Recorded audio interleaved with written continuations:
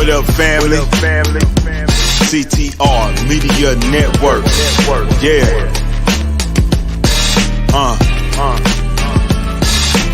Best in the biz. Yeah. Join the team. CTR is who we are, the media network, that's the best by far. Whether you listen at your home, at your job, in your car, come get the information that's needed above par. Never lasting, motivational podcasting, giving you the answers to the questions that you're asking. Serious talks and topics, how to come up and profit, how to better yourself, your health is here, we got it. Reaching 350 million, they tuning in. We in 50 different countries, we all can. And like minded, find your purpose and your assignment. Come get your fix, your feel, your mental alignment. Get active and speak to the masses. Build your influence, all levels and all classes. Now you know you can monetize and grow. CTR Media Network, start the show.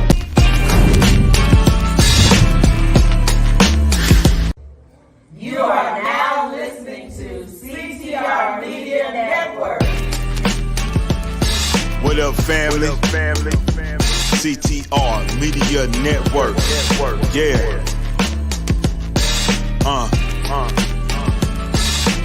Best in the biz. Yeah. Join the team.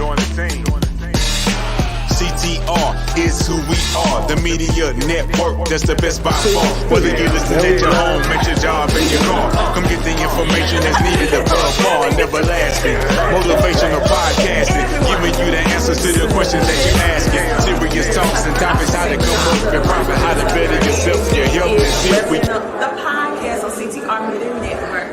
That's me. I'm so happy to be here. Thanks to her, my podcast is doing great. 350 million, they tuning in. We in 50 different countries, we all can. And like minded, find your purpose and your assignment. Come get your fix, your feel, your mental alignment. Get active and speak to the masses. Build your influence, all levels and all classes. Now you know you can monetize and grow. CTR Media Network, start the show.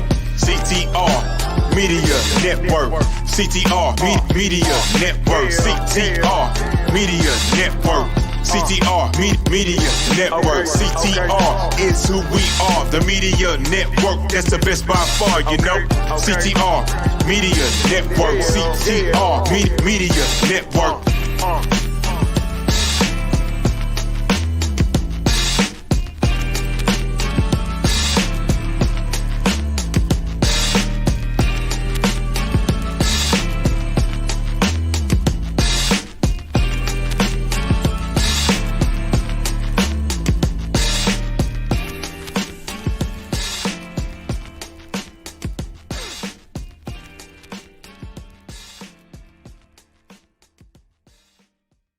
CTR Media Network is now accepting new podcasters to join our growing network that's reaching 350 million global listeners. Have you heard? CTR Media Network offers podcast production, podcast training, distribution, and product placement. Book us. Hello. Happy day. And CTR Media Network podcasters today. To learn more, go to ctrmedianetwork.com.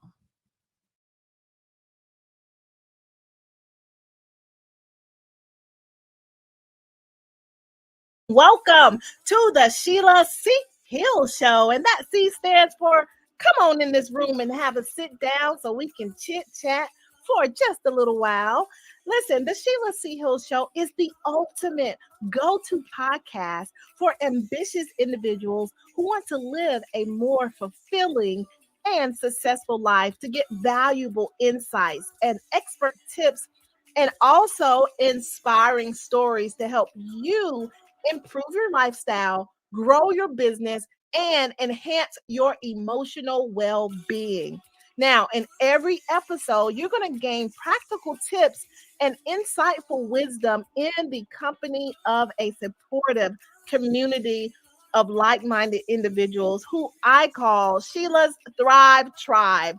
So listen, if you want to join the Thrive Tribe, just go ahead and hit that subscribe button and follow the show. And I tell you, you're going to be inspired. But if you are new, thank you for stopping by. I am your host, Sheila C. Hill, And I just like to say hello, hola, bonjour, como está, ni hao, howdy, and what is going on, my people? So glad you're here today. Don't forget to subscribe, like, and share. All right, now I've told you I bring the best guests in the land, and today is not going to disappoint. We have our special guest who is the co-founder and the COO of Leave a Legacy Finance. They are an insurance agency with their home office. It is in Tampa, Florida. And listen, with her and her sister, they are the only African American women that are sibling owned and operated a six-figure agency in the United States. What? Say what? Say what? I'm so excited to introduce you to. I'm gonna bring to the stage Miss Kia Johnson.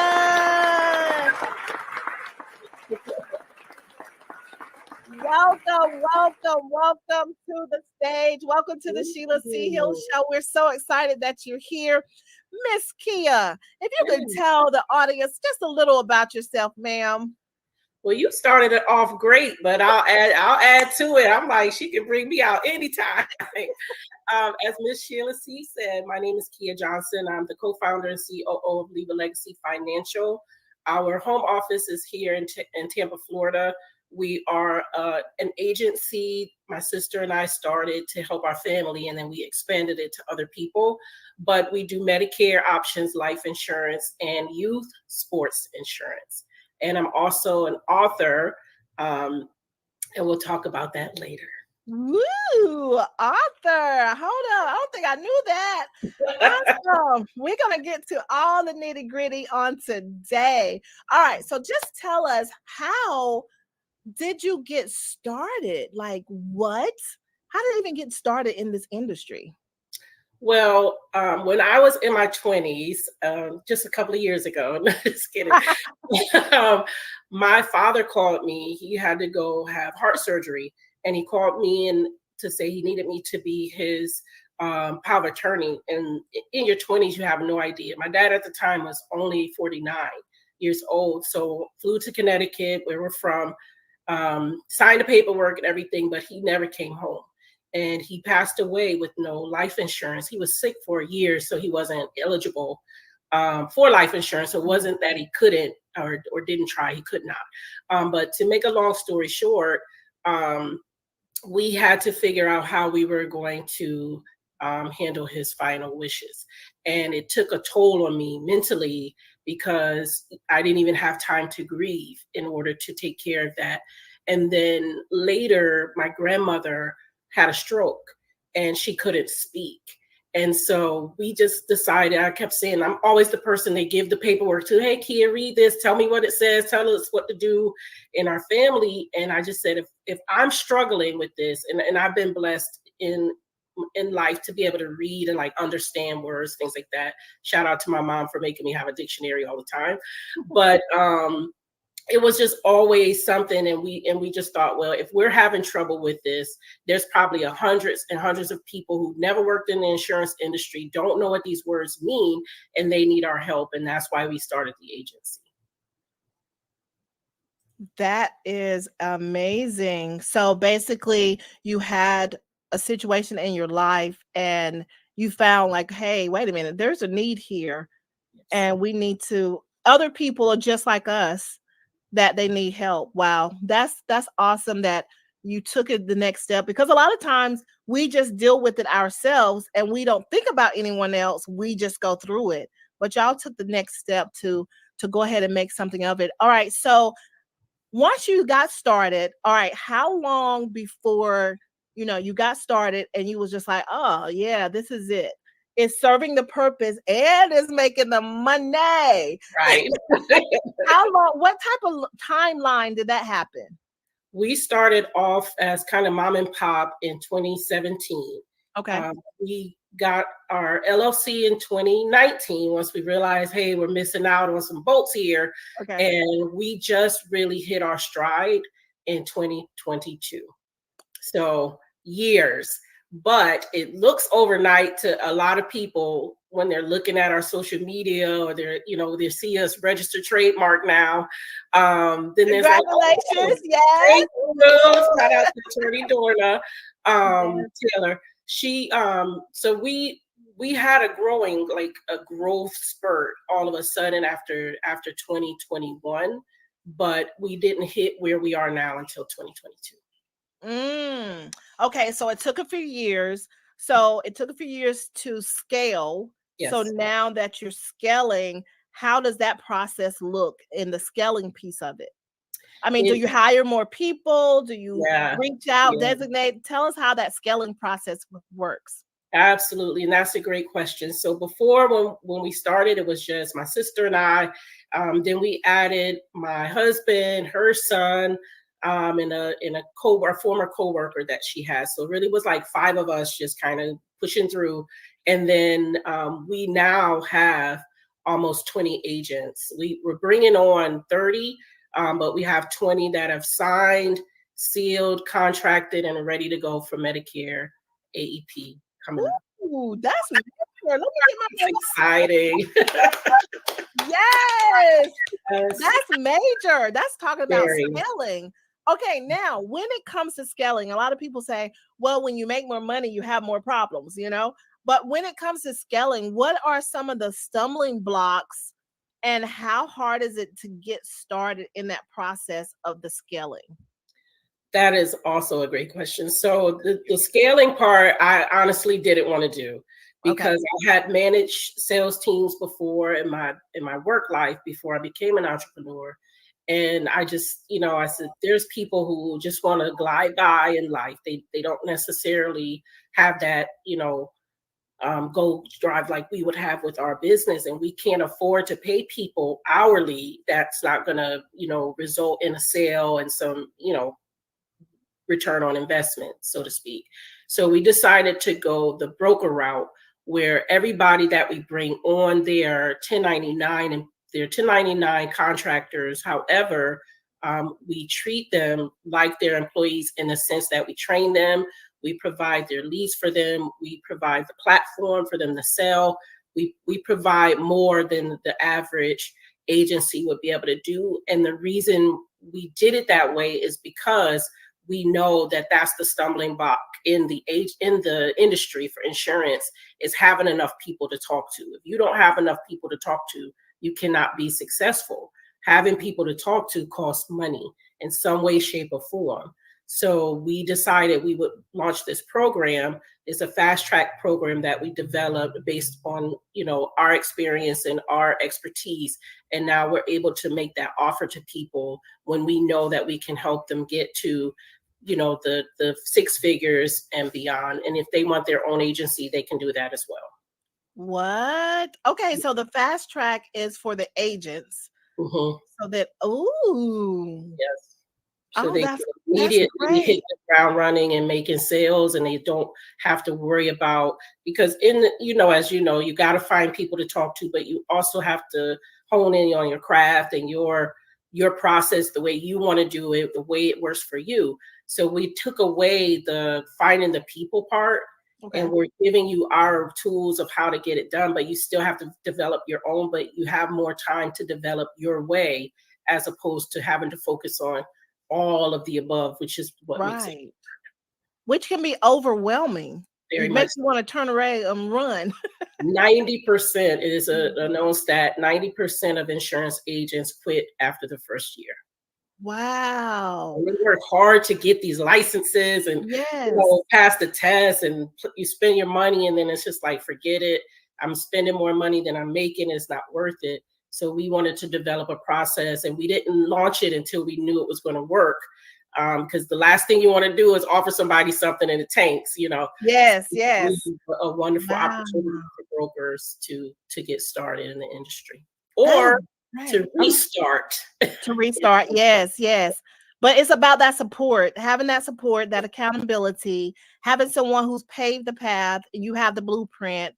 Oh, that's a no-brainer. Like, anyone listening is just like, oh, I want to sell insurance. I want to do this. I want to get into Medicaid. Now, let's talk about the Medicaid. Now, listen, like, Okay, what are the key challenges that seniors face when it comes to selecting the right Medicaid plan? I'm sorry, Medicare plan. Yes. Do y'all So help them? we do. That's our main product that we sell outside of life insurance and the youth sports insurance. Our main focus right now is Medicare. And the reason again that we got started in that was because of my grandmother, and us not knowing what plans she had, we didn't even know what insurance she had, let alone anything about Medicare. So basically there are hundreds of plans. There are a few hundreds of plans that are available to seniors, and there are multiple options, and it's confusing to people because there's so many options. There's so many things that are not covered on one plan but is covered on the next plan. They're listening to their friends and their neighbors, husbands and wives. They take totally different medications, but they're on the same plan, and it doesn't work for them like that. So we do telesales, and then we do in-home appointments locally here in Hillsborough County, Florida. We help them with their options. We go over the different plans. We're contracted with all the major carriers. So we're not going to shove you into a plan that is just for us and for us to make money. We do a needs analysis, which means we're going to talk to you. You're going to talk more than we talk. And then we're going to figure out a plan that works best for you. And that way you can have your health care, because health care is important. You don't want to just make, blanket decisions based on what somebody else told you. Most definitely. Most definitely. So when it comes down to, okay, so all right, let me get this right. You sell insurance, life insurance, and then there is youth sports insurance, and then there is Medicare. Yes. Is that right? That's okay. right.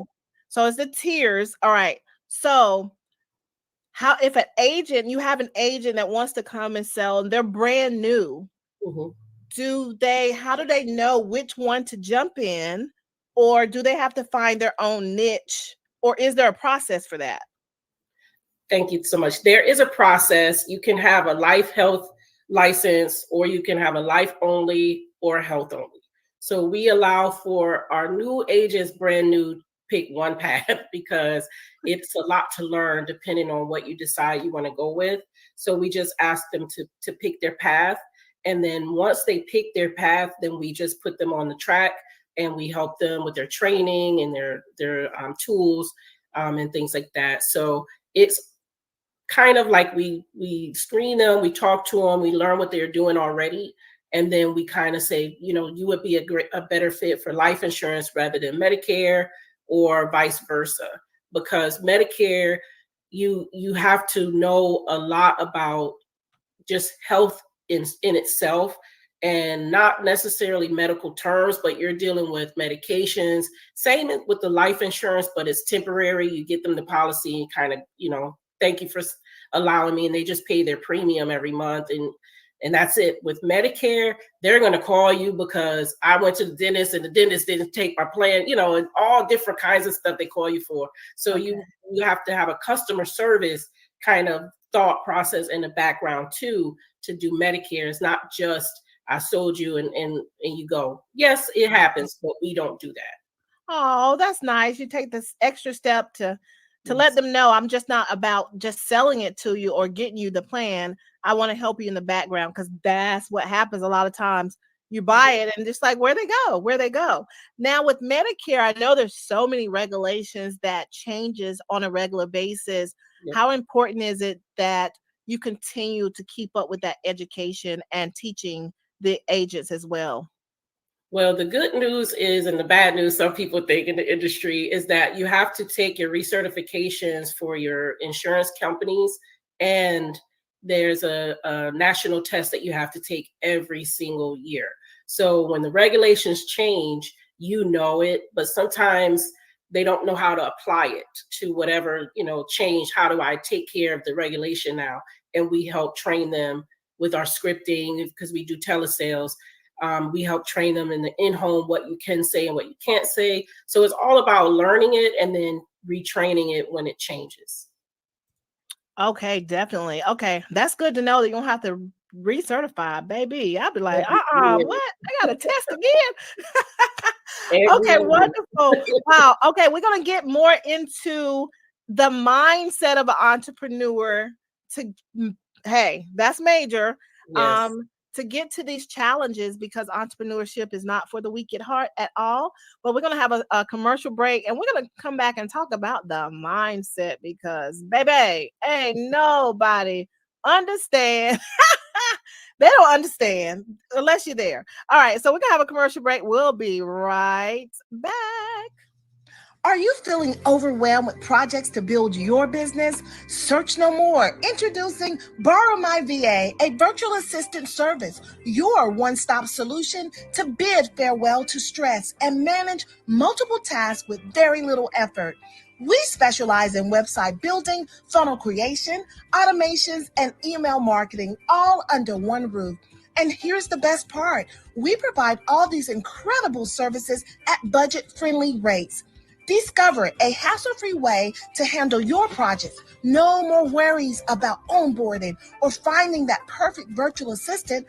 Our team is all set to tackle your task with efficiency. Now, once you delegate the task, consider it done. Say goodbye to overwhelm. Don't miss this fantastic opportunity to elevate your business. Join our list of satisfied customers and book a free consultation today at borrowmyva.com. That's borrowmyva.com. Join the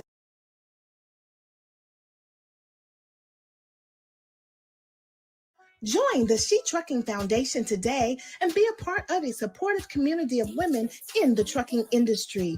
Unlock exclusive access to valuable resources, including mentorship, educational workshops, and networking opportunities.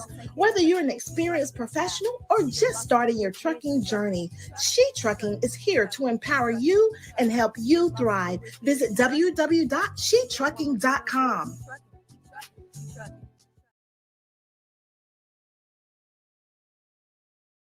Thank you to borrowmyva.com and shetrucking.com for sponsoring this episode today with our special guest, Kia Johnson.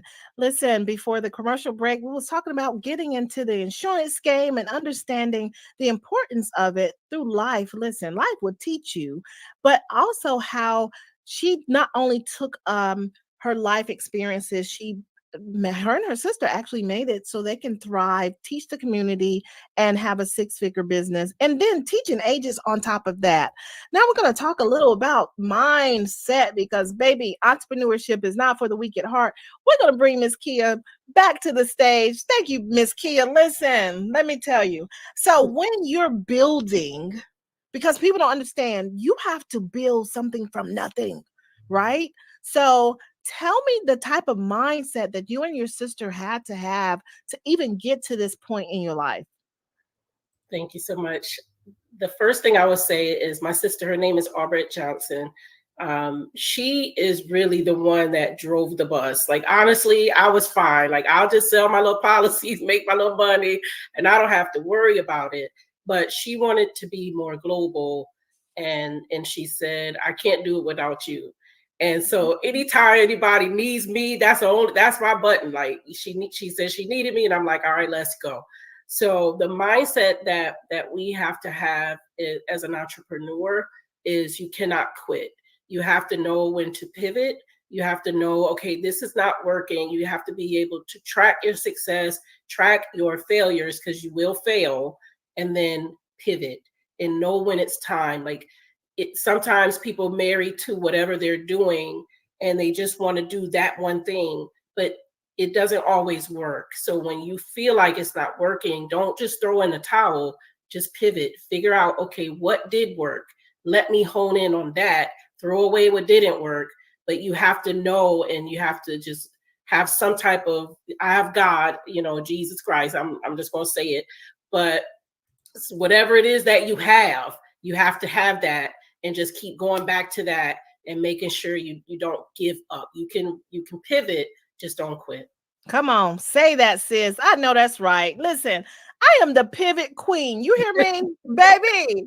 Get my crown because Yes. a lot of times people are ashamed of pivoting. It's like, no, like if it ain't working, you got to do something different, right? Yes. So pivoting is so important, and it takes wisdom to know when to pivot. So a lot of people just think it's something negative. No, it's not. No. Embrace it and understand that I'm wise enough to understand that, yo, baby, I got to go something else. I got to do something else. So kudos to you all for doing that. I mean, listen, I'm passionate. Can't you hear it? Yes, Passionate about I pivoting, love honey. it. You know, we love watching you and your success. And so I appreciate you even, considering to have me on your show, because we do watch you and we see just how great you have, coveted that thought process. Like, let me go on over here. And some people might look at it a negative way, but when you are in this industry and you're in the business of being an entrepreneur, a successful entrepreneur, Wow.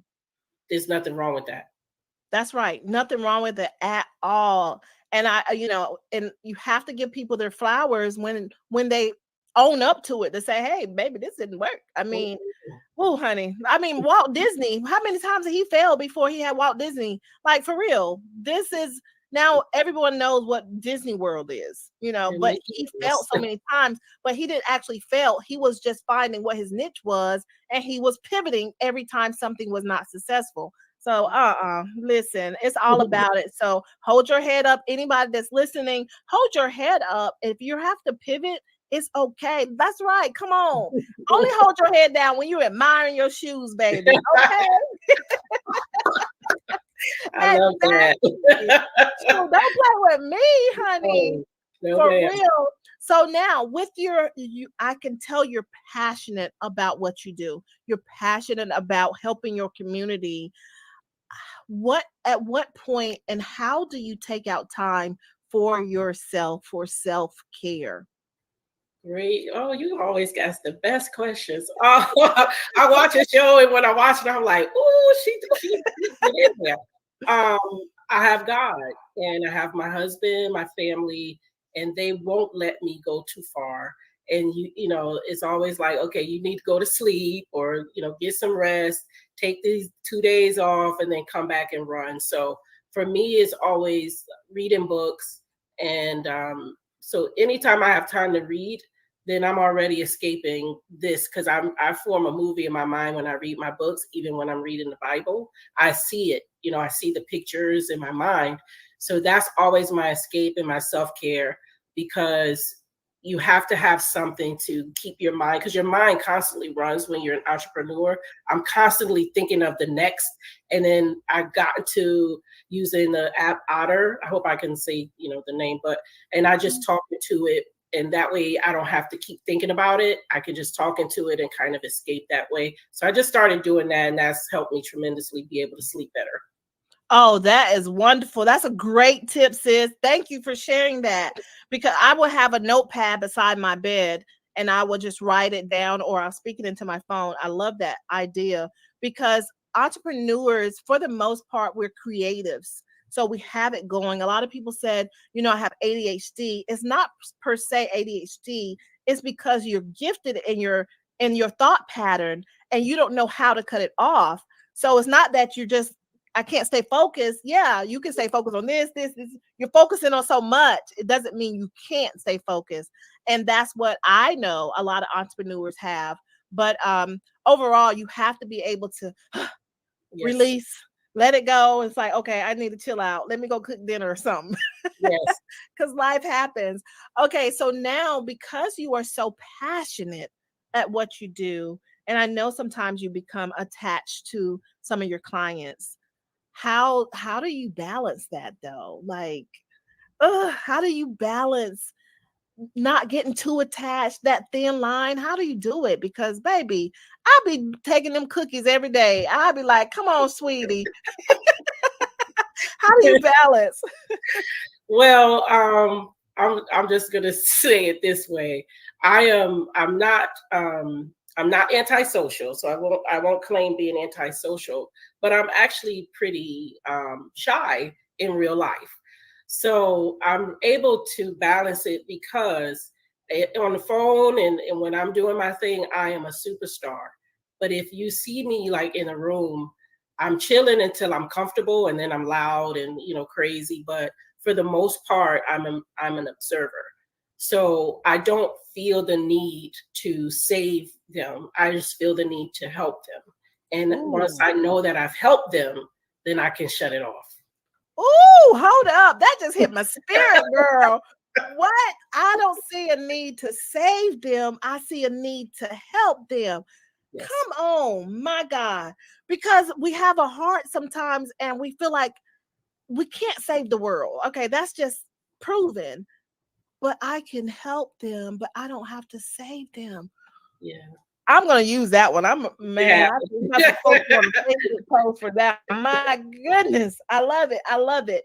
Now, throughout as selling insurance, or you've been speaking with families, is there like a story that resonate with you? Maybe someone have told you a story that has helped them, or something heartwarming, or something that because of the services that you provide, it really helped them. Do you have anything that sort of stands out? I have a lot, but because I've been doing this for years, at least since 2011 in the selling part. But the one I will say that makes me feel the most pride is when I went into a woman's home and she lived in a boarding room, and that room was so jam packed with stuff. She's like a hoarder, but I didn't blink. I walked in. I'm like, "Hey, girl, where's the chair? Let me clear this up so I can sit down, so we could get down to business." And then I'm talking to her, and she's kind of embarrassed about her home, but I don't care. Like, I'm going to help you regardless. But then when I started going over the benefits, and this is for Medicare Advantage, and I went over the benefits with her and sent her to a doctor's office that went and picked her up. And she's taken the bus before that, and I was like, no, I can find you a doctor that's going to really help you. They have activities and they help her. And she called me and said she felt like a queen. She felt like a queen. They treated her with respect. Before she was even dressed, they were sitting outside. They used a medical lift to pick her up. And she, we in the hood, so we're just gonna say that. Yeah. They all like, oh, she got a driver to come get her. So she's showing off for the neighbors. So I said, hey, give them my phone number. I'll come help. I love it. I love it. To me the most, because she was sad when I went in, and then she was like, boom, when I went out. Her whole tone and her whole spirit was lifted. Wow. Okay, so with that, so what role does trust play in your relationship with your clients? When you're dealing with the community. You have to have they have to have the utmost trust in you. You're dealing with their Medicare number, their Social Security numbers, their health issues, their health information, their medication, where they live, you have their entire identity in your little computer, and so they have to trust that you would not either sell it or use it for ill gotten gains or anything like that. So the trust that you have to have as a life insurance agent is the utmost trust, right up there with an attorney, because you have to tell us everything. Wow. That's interesting. I know trust is very important. Now, beyond financial success, how do you measure like the impact that you're actually making in your community through the Medicare services? How do you measure that? Great question. So we just started measuring kind of our events that we do out and about, because you can talk on the phone with people all day, but we're in 45 states. So you don't know who they are, you don't know where they live. But in our community, we host events, we partner with a doctor's office or clinic, a series of clinics.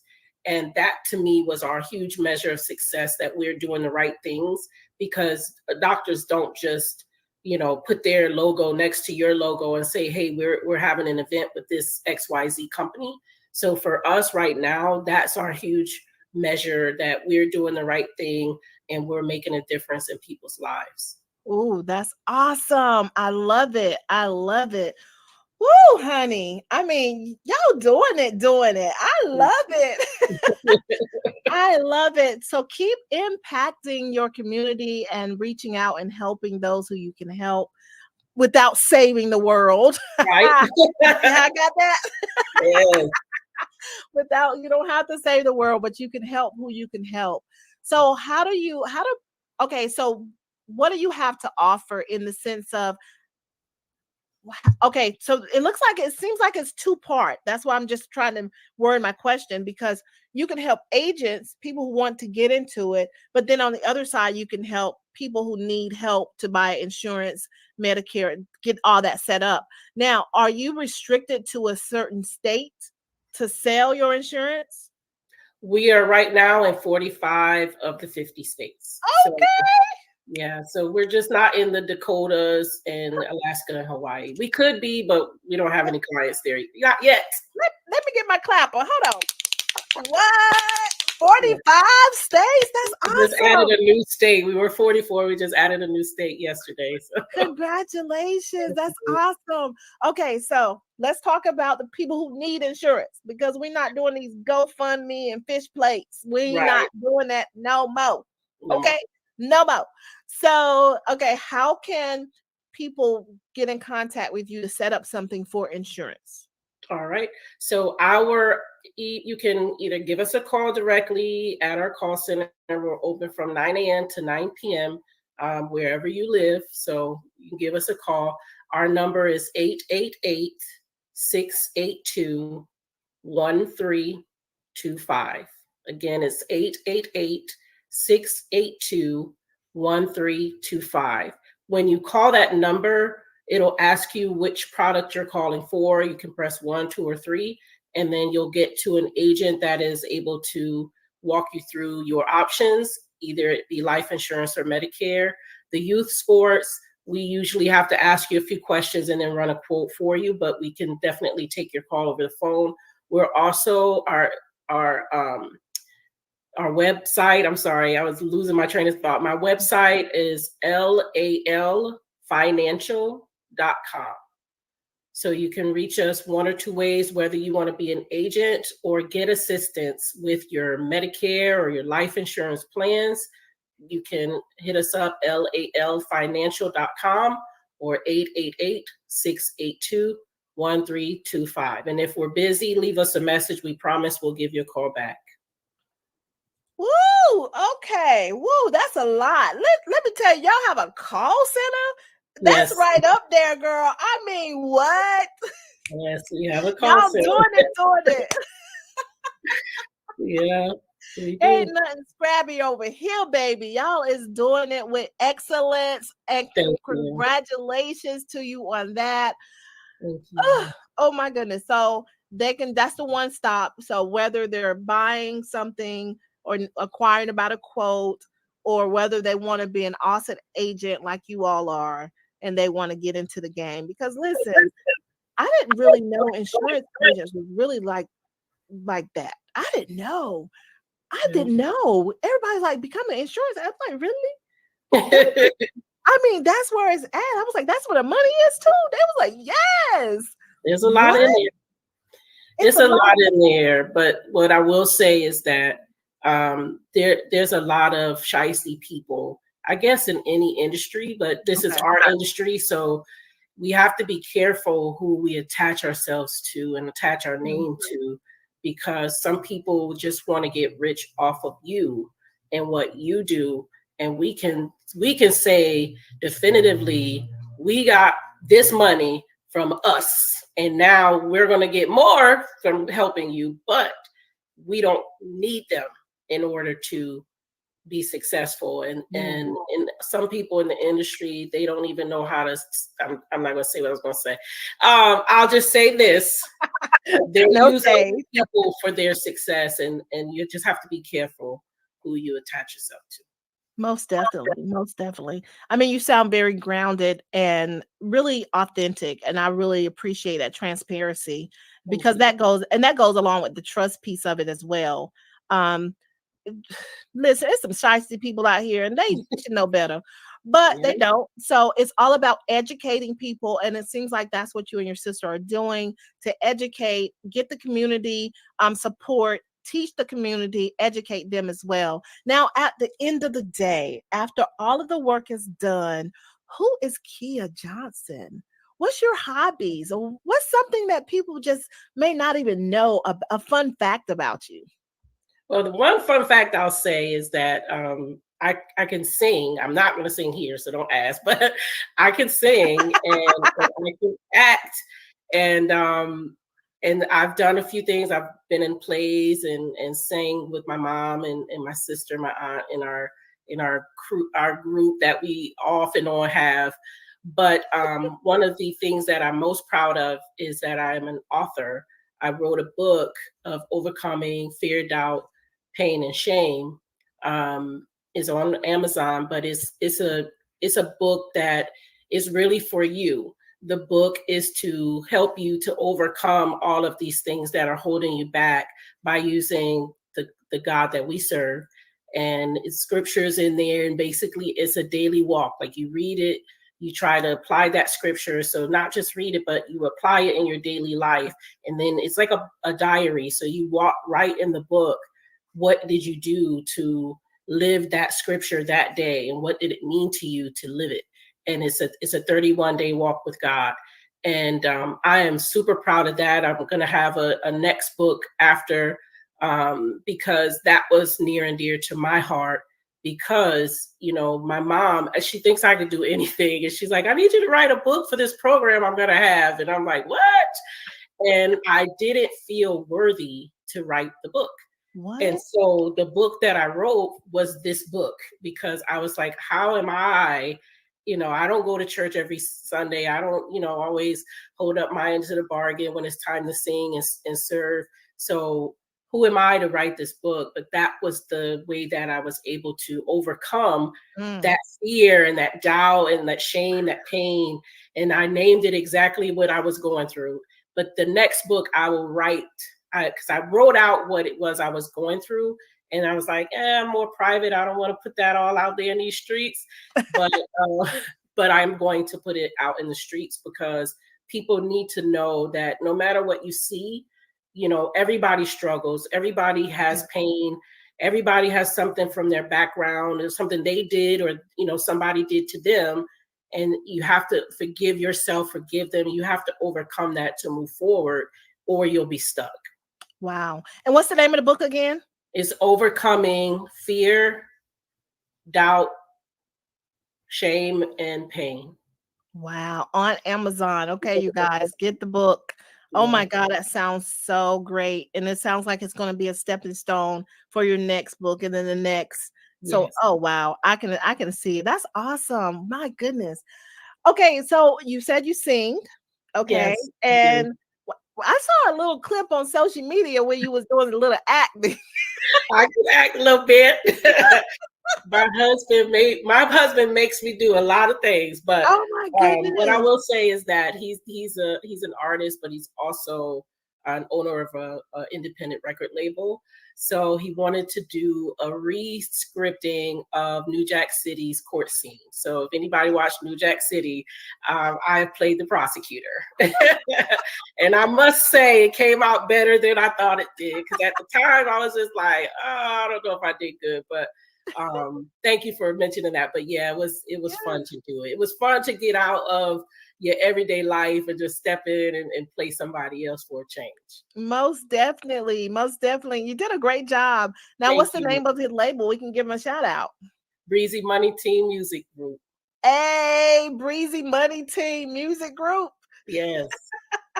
Okay. Y'all gonna be fine. Hey, listen, from what I saw, I loved it. And it was like, I was like, this is a real courthouse. Like, how do you do that? Yeah. My husband he's going to always find a way to be different and to stand out. And yes, it was a real courtroom. Yeah, that was cool. I love it.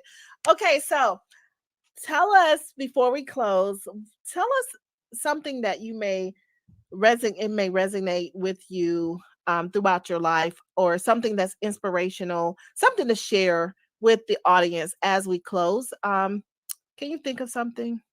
Absolutely. When I was a kid, I was born with spinal meningitis, or I developed it. I don't know if I was born or I developed it. And the doctors told my mom that I wouldn't walk, and I wouldn't live to a certain age, or I would be mentally challenged. But at the time, they used the R word, but we won't use that here. Mm-hmm. And my mom was like, I don't care what you say, not my baby. She's a genius, and she's everything she spoke life into me. And I ended up being a genius on paper. But she wouldn't let me quit. And so one of the things that resonates with me all the time is whenever I feel like I'm, faltering, I go back to that and I hear my mom's voice always saying, get up, bend your knees back, walk straight, stand up, you can do it, don't give up. And I hear those cheers. So whoever was your coach in life, whoever made you do something, you were like, I don't know, I don't think I can, channel that person and just keep getting back up. Don't lay down, get back up. I love it. Oh my goodness. What? Yeah. Is that going to be in your book? It will. Oh my goodness. It actually is. I just have to do a final edit, but yeah, it was crazy. But I had to wear these little weird brown shoes. Yeah. Almost like what Forrest Gump did with the shoes. What? Yeah. Wow, that's a blessing. Now that right there, that took it to a whole nother level, honey. Mm-hmm. So you're meant, your life had purpose. Yes. And you had to go through that so you could have this story. Absolutely. Thank you, Kia. I'm gonna take you backstage because I almost can't take no more of this. Lord Jesus. Thank you for having me on your show. I really appreciate it. Awesome. Thank you. Oh my gosh, you guys, I'm like, mind just blown. I'm so excited that Miss Johnson just came and shared and just dropped that knowledge. No matter what life has thrown your way, you can overcome it. And the gem that she threw, channel that person who's your biggest supporter, because sometimes we don't know enough to support ourselves, so we don't have that within us. But if you can channel that energy, you can be great like she is. That's awesome. Okay, so we're going to thank you all for tuning in today. I'm so excited that you all was here.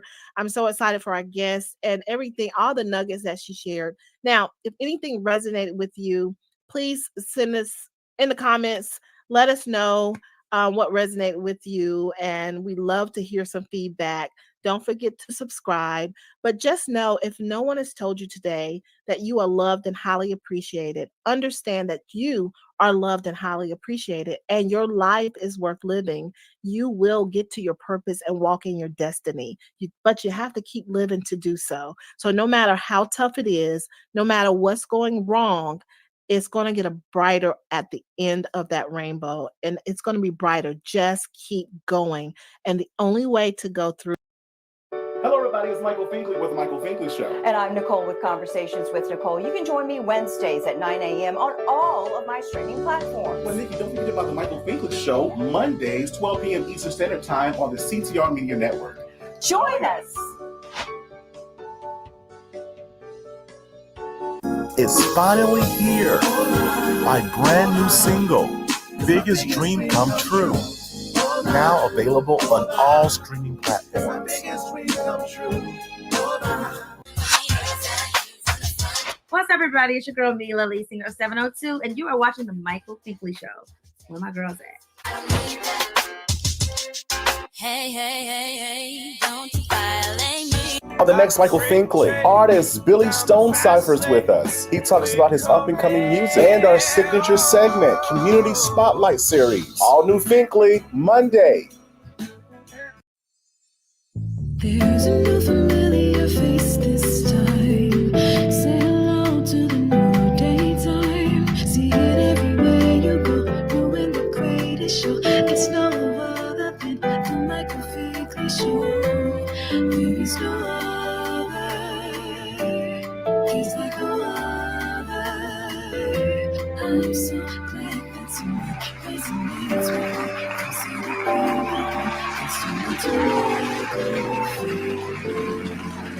everybody. Welcome back to the Michael Finkley Show. Now, y'all, my next guest, he is definitely family of the show. We met back in May at an event, and when I saw him perform, I said, I've got to have him on because I know that he has a story. I love his style of music. He's none other than musical artist Billy Stonecipher. How are you? It's great to be here, Michael. Been looking forward to this for a while.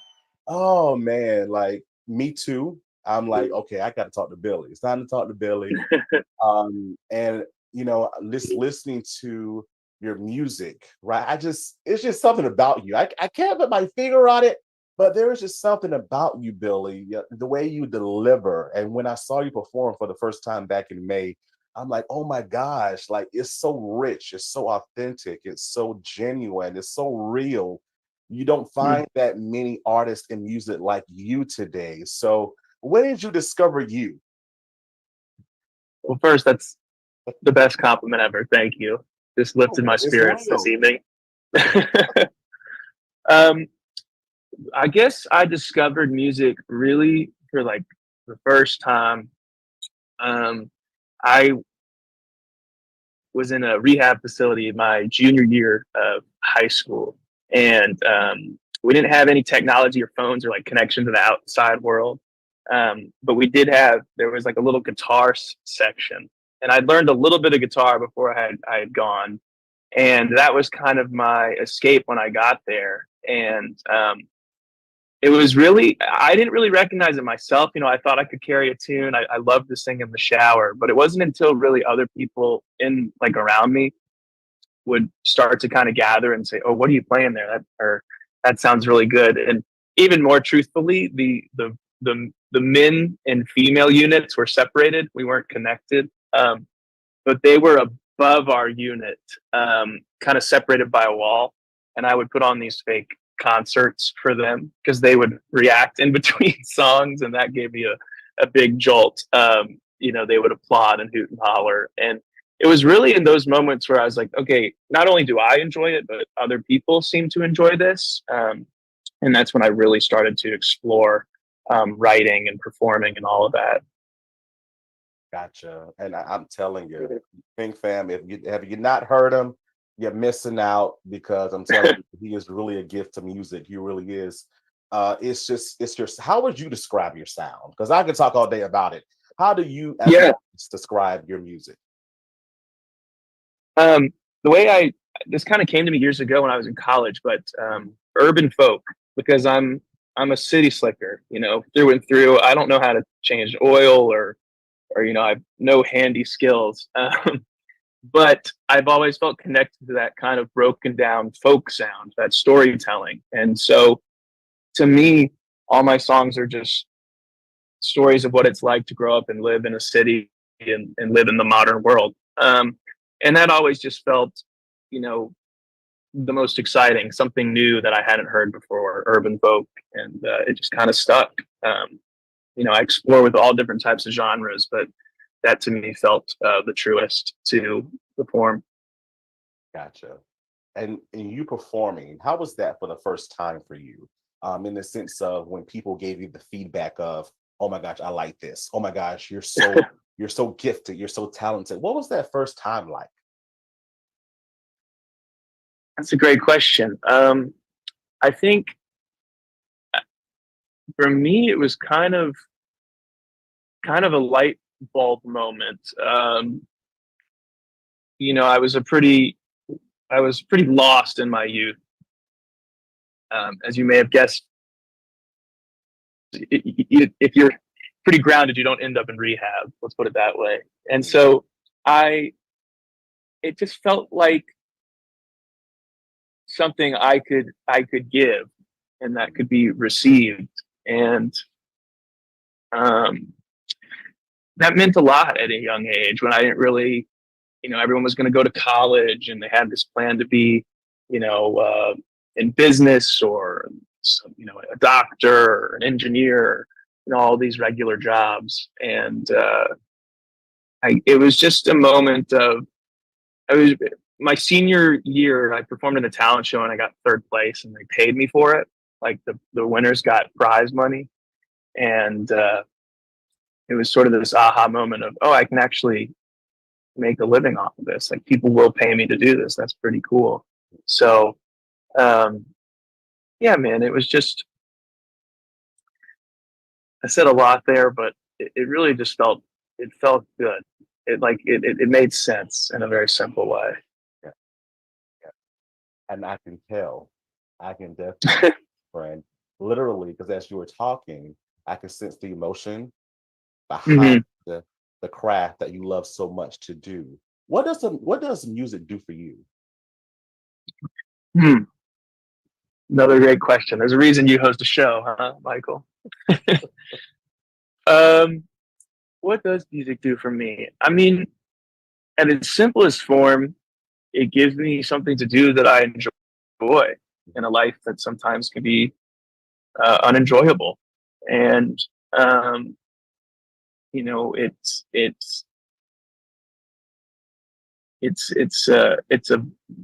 beautiful and wholesome way to pass the time.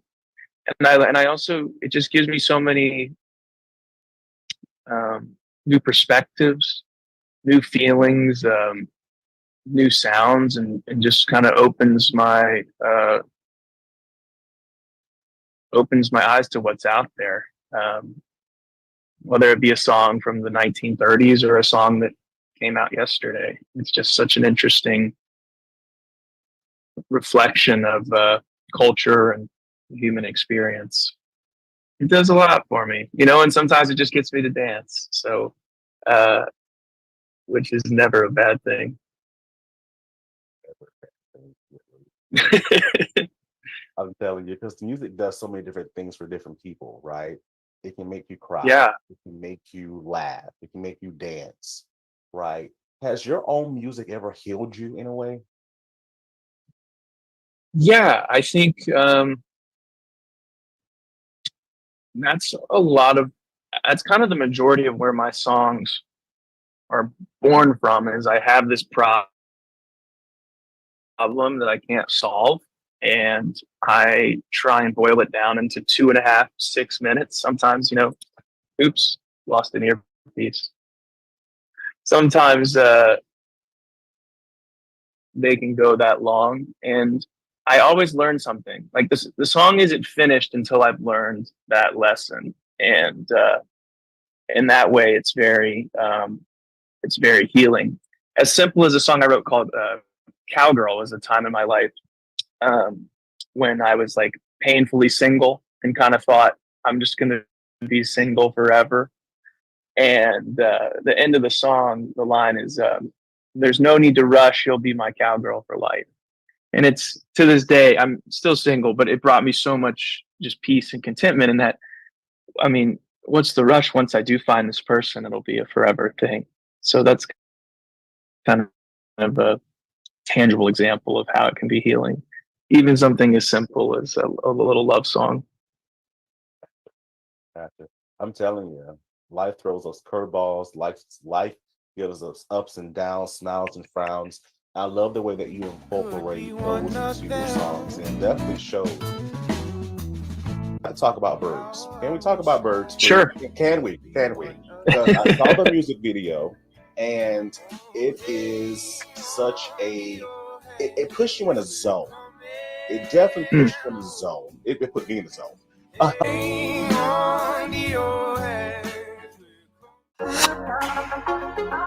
What's going on, beautiful people? My name is Prince Horkworm, and I play Jacob in Fate Seduction, and you guys are watching the Michael Finkley Show. On the next Michael Finkley, gospel artist Marcus Jordan stops by to talk about his new single, Be Okay, and how he found his voice in life. Plus, Community Spotlight Series, all new Finkley, Monday.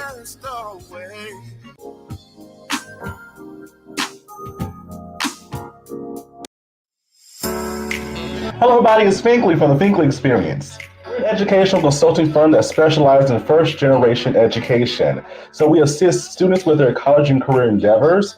We train school administrators on the state of first-generation students. And also, we partner with colleges and universities to assist their first-generation population for easy transition from high school to college. So if you're looking for a presenter or speaker that presents on these topics and so much more, visit our website at thethinklyexperience.com and learn about all that we do. We're looking forward to working with you. Looking for some of the best soul food right here in Mullen, South Carolina? I promise you. Come on down to Garden Alley.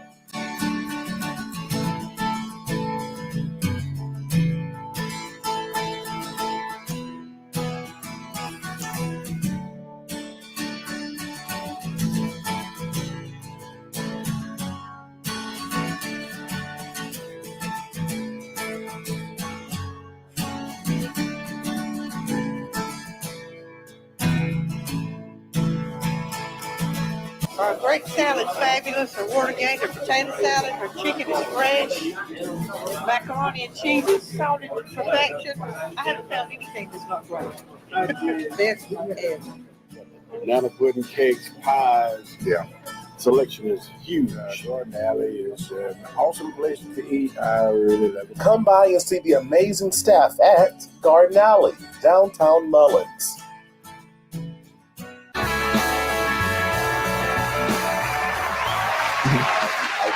We have to talk about birds. Can we talk about birds? Sure. Can we? I saw the music video, and it is such it pushed you in a zone. It definitely pushed you in a zone. It put me in a zone of like, just carefree. If I was one of them, what would I do? Like, where did that inspiration come from in this song? Yeah. It's that song is so, you're right, you hit it on the head. It is very carefree, but it came from a very kind of a darker place in a way, in that to me, birds is obviously a metaphor. I don't wish to actually be a bird, maybe some days. But I wrote that song when I was 19, when I was first it was like my freshman year of college. And I decided I was going to study music. Mm-hmm. And I was just kind of looking around at the landscape of the music business and started to realize that all of these people were incredibly good looking, like all the pop stars, everybody who was in my observable universe of music, who I saw on TV. And I kind of began to have this doubt that maybe my dream is too far-fetched because I don't look like these people. I don't fit that, just kind of all of the, how do I want to put it? I mean, it's stuff that we've understood for a long time. The editing that happens in magazines and the plastic surgery and the perfect teeth and the broad shoulders for the guys and the six packs, that type of thing. And so it came from that place where I thought, this thing that I believed so much in and wanted to do, birds and sky are keeping me down. They won't let me down. They're telling me Hollywood or something like that, that I wouldn't be accepted into that club. And, that is a part of entertainment and show business, but it definitely can, I think the important thing I want to share here is that it affects men as well. And we don't really talk about that as much. Yeah. We just don't. And, I remember people would come and give talks at our high school, and it would always be the pictures of the women models. And then they would show how they airbrush this here and how it affects men as well. I mean, like you said, you related to that as well. And it's a scary thing to say. It feels a little embarrassing, but the truth shouldn't be embarrassing. Exactly. Let me put it that way. So I'm glad you asked that question. Yeah, it's real, man. So yeah, that's kind of the, I'm glad you asked that question. Yeah, because we have younger viewers that watch as well, and even for Sure. myself, right? That we've been through so much already, right? And I feel that in many ways it affects our mental going Hmm. forward in our various lives and what we try to achieve. So to have these conversations, right? To definitely have these conversations, we can open up a different dialogue to have freedom of healing, freedom of, just saying how we feel. Our words matter because we matter. So I feel that it's definitely important. I'm so glad that you were so open enough to share in that route. Sure. You talked about other artists, different types of music, different types of artists in this various genres in music. Do you see yourself as a competition, or do you see yourself as I'm doing my thing for me to help others along the way? Do I see myself as a competition or for me? I'd say when I'm on the healthy side of things, when my head's in the good space, I'm doing it for me. And when I'm not in the good space, I'm looking at, you know, Ed Sheeran, like, you're taking my customers. um, and I think there's probably truth in both of those things. And, competition is healthy in that it pushes us to be our best and to give our best. But one lesson I always liked along the way is you're really only in competition with yourself. As long as you're better than what you did yesterday, you're on a right path. And some days, you're not going to be. It's like sports. You're going to have a bad game. But yeah, I played sports growing up, and I am motivated by that. So they both have their value. Let me put it that way. Gotcha. That's a good way to put it. I've never heard in that perspective that perspective before. In the sense of it has its lanes, right? I feel that if Sure. you go overboard with it, right? Like I'm going to get you, right? Right. Lose your own artistry. I feel that could cause damage. But as long as For we're sure. doing it in a healthy way, as you stated, I feel that will do even more, right, for us in the long run. How does Billy relax? You write, right? You perform, and I follow you on social media. How does Mhm. Billy spend his quiet time? Yeah, man, it's funny now that like music was such a part of my quiet time growing up, but now that I've done it professionally for so long, it can be, but definitely less so. And I love movies. I'm a movie addict. I can sit and watch 3 movies in a row sometimes if I just really want to zone out and be quiet. I love movies. I love sports, specifically basketball. I can go and shoot hoops until my knees give out. Um, and that's, as of late, those have been kind of my two things. I like spending time with friends and playing cards and simple things like that as well, just hanging out. And um, but it changes, it changes in the seasons of life. I love that because we need that balance. We need, Hmm. we Yeah. need that balance. What is that one thing you still want to accomplish? Mm. I, you know, I really want to. Um, I really like to tour the United States coming up. Like I'm working on an album that is nearing the finish line, and I've never done like a proper tour. I've done little short mini stints, but I would really love to just travel this country from Georgia, my home base, go up to California and back around and just see all of it and share my music and stories with folks. That's a sort of a non-negotiable bucket list item for me. Um, if it doesn't happen, we'll figure that out. But that's I would really, really, really big dream of mine. Well, I feel that it has to happen now, Billy. I feel that it has to Hmm. happen now because you said it. Yeah. You said it. Our words, my best friend always says, our words are listening. So it has to happen Mm. for you now because you vocalized it. So get ready for that, sir. Get Yes, sir. ready for that. So we talked Yeah. before the interview, and you told me Mhm. that you are working on an album. Yes, sir. Tell us more. Yeah, it's I've got about 10 or 12 songs I'm working through right now. I hope all of them will make the cut. It's going to be called, this is a Michael Finkley exclusive.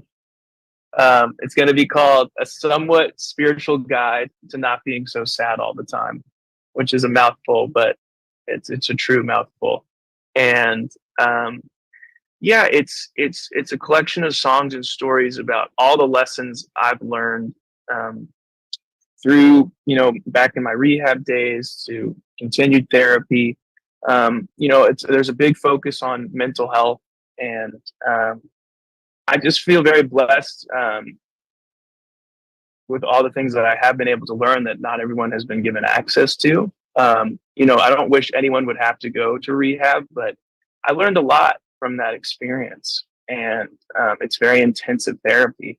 And I think kind of the main goal is to put those into songs, because whether you struggle with alcoholism, drug addiction, or not, there are lessons to be learned. Whether you're just having a hard time relating to your friends, you're having a hard time getting out of bed, you're having a hard time finding what your purpose is in this life. There are lessons about that, and that's why it's called A Somewhat Spiritual Guide to Not Being So Sad All the Time. A little bit of humor too, because I don't want to take myself too seriously. But yeah, man, I'm really excited about it. It's been a very long process, but that's what the universe wanted it to be, it seems. So, but it's nearing the finish line, which is really exciting. No release date yet, unfortunately, but it's getting there for sure. So when you come up with a date, when you have your release party, when you have all that stuff together, Yeah. I want to be in the building, sir. Yeah, absolutely. To help you I would love that. celebrate, because I know that this is a major achievement that you're working towards. You mentioned parts of your life when you rehab. You mentioned therapy. Yeah. How do you motivate people with the negative aspects of your life to turn their aspects into positive? How do you motivate them? Another great question, my friend. I think something I learned along the way that rang really true is that you can't force anybody to do something, especially in the lens of addiction and stuff. They would say, you're going to have friends that just, you want them to get sober so bad, but you can't seem to get them to do it. And they always said you can't force them to do it. And that's a perfect example of how I think it transfers over to all areas of life. You can't force anybody to do anything, as much as you would like that girlfriend to come back, as much as you would, want to get that promotion at work, there are things in your certain control, but, at the end of the day, it's kind of up to the powers that be. And so what I found very valuable is just sharing your own experience, speaking from the I perspective. I did this worked for me, this didn't work for me. Here's the toolbox, go play. I wish I could tell you, you can ask me for advice, but I'm not a fortune teller. But I can tell you what worked for me in the past in certain situations. So for me, I almost am OCD about not giving people advice unless they explicitly say, what do you think I should do in this situation? Because I don't know if you can necessarily motivate people, but I do believe you can share your experiences. And from that, hopefully that puts some wind in their sails. And if not, hopefully they find it from somebody else. Well said. Well, literally well said. Because sometimes we think that individuals need to hear, well, you should do this, you should do that, and right, blah, blah, blah, blah, blah. But when ultimately they just need a listening ear. So I've learned, even for myself, to shut up. Shut up and then I'll get the hints of, well, they want help, so I guess I'll talk now. But until I feel that, like, okay, I'm listening. I'm here. I'm listening. I'm here though. I'm listening. So Sure. That takes a special person as well. So the album, no date as of yet, but we know that it's coming in the future. What other projects are you working on now besides the album? I have one music video that'll be coming out shortly. No set date as well, but it's for a song of mine called Galone that I made with my friend Wallet Jackson. And it's kind of the bridge. Galone literally means grade in Spanish. And it's a song that really connects my first album, Rookie Year, to this new phase, to the new somewhat spiritual guide, to not being so sad all the time. So we have a music video for that. That was a lot of fun. And it's very Western themed. We got cowboy outfits and everything. It was such a blast to kind of be a kid again. It's going to be fun. I have that in the pipeline. And then I also have a concert video from the concert I did back in March at a venue here in Atlanta called Eddie's Attic, the full concert, which I'm excited of. Pretty much all the songs I performed that night, excluding a couple, are going to be from the new album. So kind of stories behind that. And but other than that, just those three things, the album is taken up pretty much all my time. But as an artist, that's kind of why we did it. I'm sure as this show takes up, 110% of your life. Yeah, but we love it though, right? That's why we do it, right? Yeah, precisely. That's why we do it. So kudos to you and all of your things that you have going on for you. I know that they're going to be a major success because I'm speaking it. Thank you. It has to happen. Ha ha ha. But I appreciate it. You have a fan here, sir. Think fam, please, please, please go and support Billy within his musical endeavors, because I'm telling you, definitely an artist on the rise. How can the Think fam follow you on social media?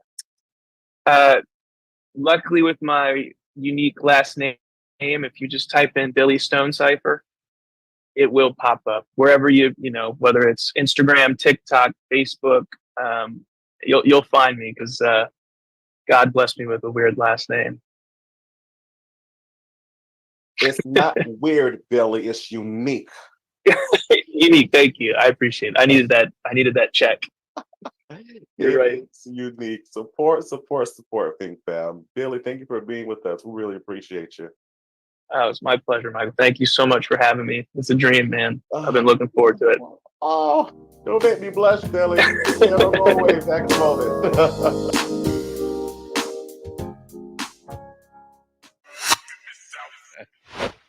Hey, check this out. Who that is? Right there. It's Michael Finkley. And this is his show. You know who I am? My name is D-Rock Ying from the Yin Yang Twins, America's Most Wanted. Download the album. Go to the website right now. Hi guys, welcome to Awaken. We wanted to serve the city of Mullins. We are church owned, and we felt like a coffee shop was such a huge need in the city of Mullins. There's nowhere for people to just come, get a cup of coffee, sit with friends, maybe do some work on the laptop. And so we feel like it was a service that we could give back to the city. Well, our hope is that people will feel calm, that they'll feel welcome, that it'll be a place where they can come and just clear their mind. We come here twice a day. That's how I get their smoothies, their coffee, their lattes, frappes, delicious. I would love the atmosphere here. If I had time to come and just sit and relax, I would. It's awesome. One thing that I really love about it being here is just the cozy environment. It's so inviting. I can come in here and I can get my schoolwork done, a good coffee and a good meal. But I'm just really thankful that they're here and that I have a good place to go. We're open Tuesday through Friday from 7 a.m. to 2 p.m. and Saturday from 8 a.m. to 2 p.m. Awaken Coffee Bar, downtown Mullins.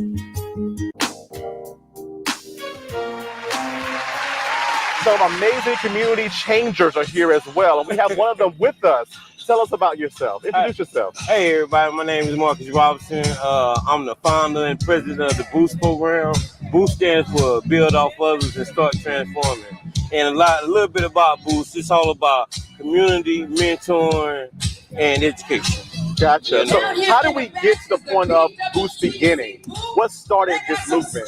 Well, I've been in the recreation department for years, and I've worked around a lot of kids, and I know a lot of kids in the community, and I took up some of their problems, and I felt like I wanted to be involved in helping. So I just found something and found some words and put it together, and it came up with Boost, and it worked. You found some words, I love it. Yes.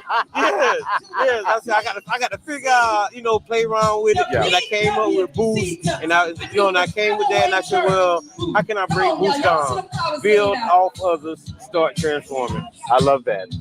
So what type of success have you seen since you've been in this amazing movement that you created? Okay, well, I have done a summer basketball camp, which I got one coming out now, June 26th.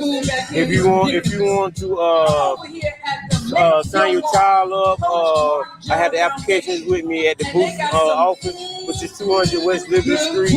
A couple of people around our community will have flyers and registration forms. I feed the two pastors, performance art. I feed the things for them. I be able to feed the neighborhoods Mondays, Wednesdays, and Fridays. I feed the neighborhoods, the kids' lunches. It's just a lot, man, that I'm doing, and I want to do more. Gotcha. How can the Think Fam follow you on social media to learn more information about what you do? Okay, my website is boostprogram.org. My Facebook page is the Boost Program.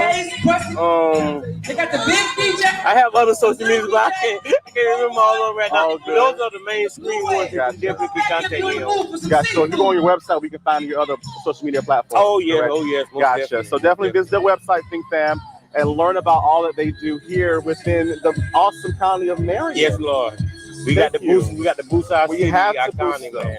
We all got to sit together, and we got to remember that it's all about the kids in our future, y'all. Exactly. And what we have here as well, the adults as well, but our future definitely is our stepping stone right now. Exactly. Thank you for that, for all that you do. Yes. We appreciate you so much. Yes, I thank you. Think Fam.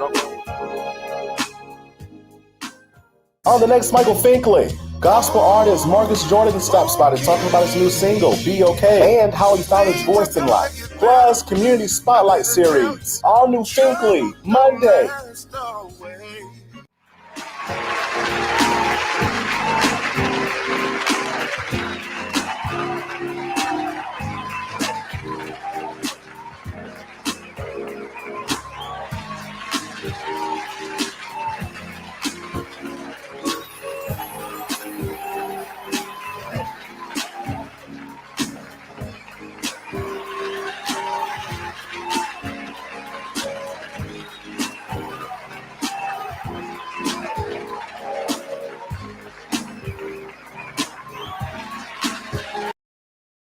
Monetize your business assets with Dr. Liddy. Dr. Liddy is a renowned world-class attorney.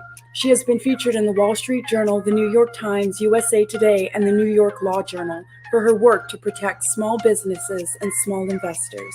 She presented a TEDx talk in London on what the original purpose of corporations was to do public good and what went wrong. Dr. Liddy has a BA from Columbia University, MBA from New York University, JD from Fordham University, and a PhD from the University of Barcelona. Corporate executives hire Dr. Liddy to train employees to be more legally mindful in their employment transactions. The United Nations hired Dr. Liddy to instruct small to medium-sized enterprises across the globe on the laws that impact their businesses. Dr. Liddy has spoken at business, law, and tax conferences, from Amsterdam to Bogota, to Cape Town to Los Angeles to Paris to New York, to Barcelona to Miami to Warsaw to Costa Rica to Germany. Dr. Liddy designs legal structures and financial systems For entrepreneurs who are frustrated and disappointed that their business has not been as profitable and successful as they expected, by teaching entrepreneurs how to use the leverage of law, taxes, insurance, and estate planning, entrepreneurs can be 10 times more profitable and successful so that they can build wealth and create a legacy to pass on to their families.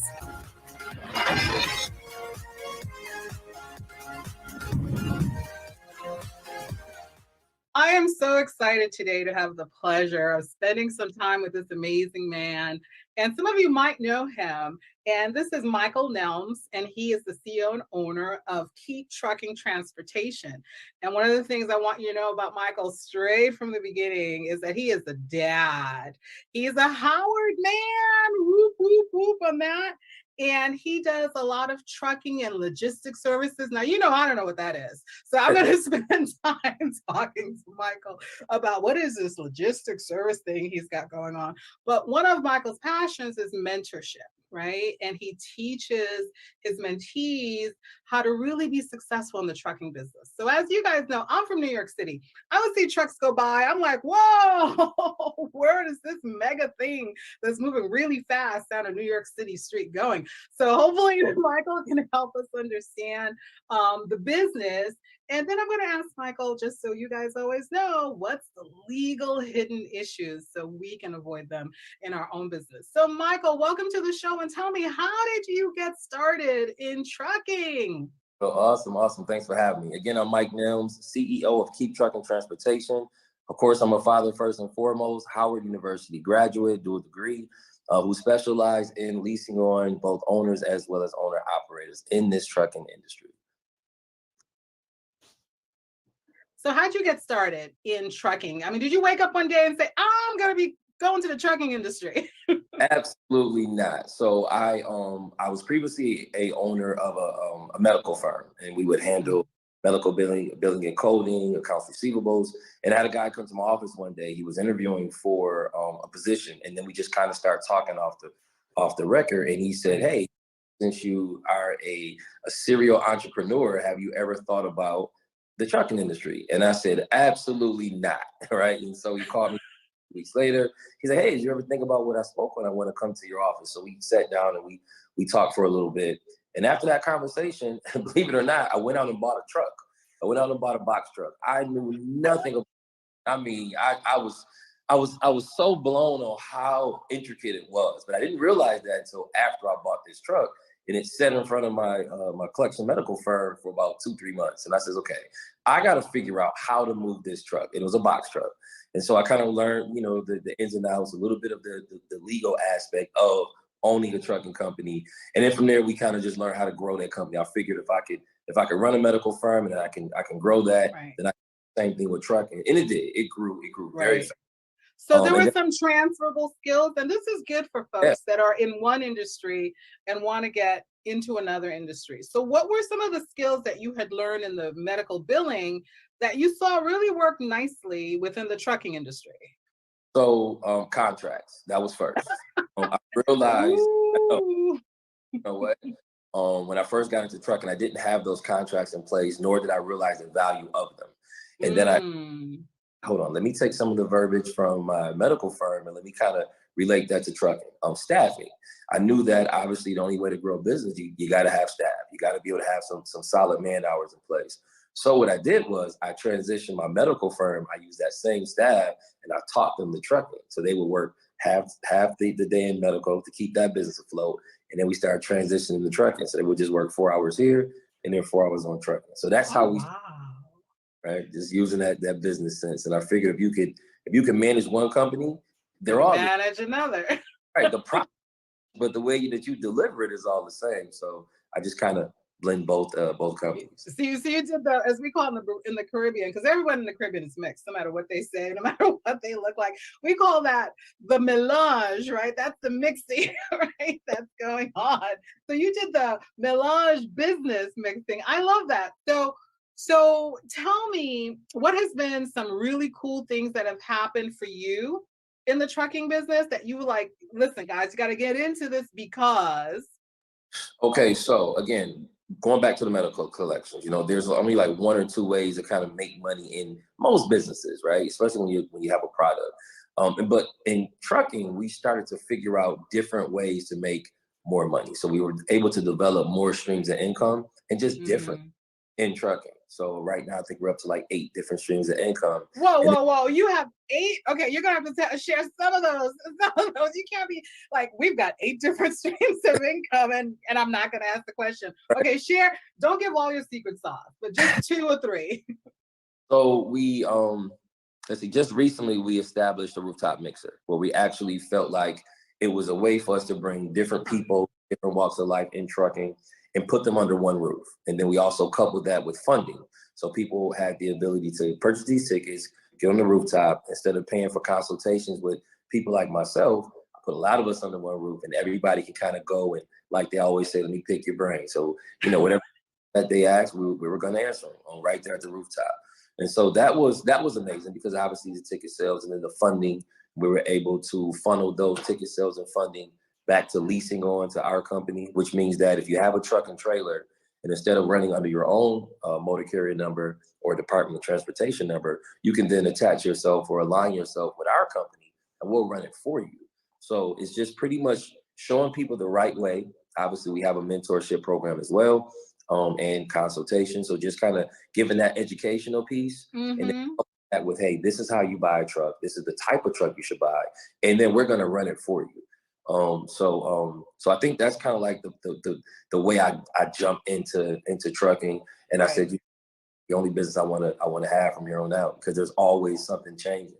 Always something changes. So you like the spark that you feel when there's something new, right, to be done within the business. I love that. So for people that are thinking to themselves, right? That sounds good, Michael. But what are the things that you wish never happened, right, to you in the trucking business? Like, oh my God, if I could have avoided this, right? What are some of those?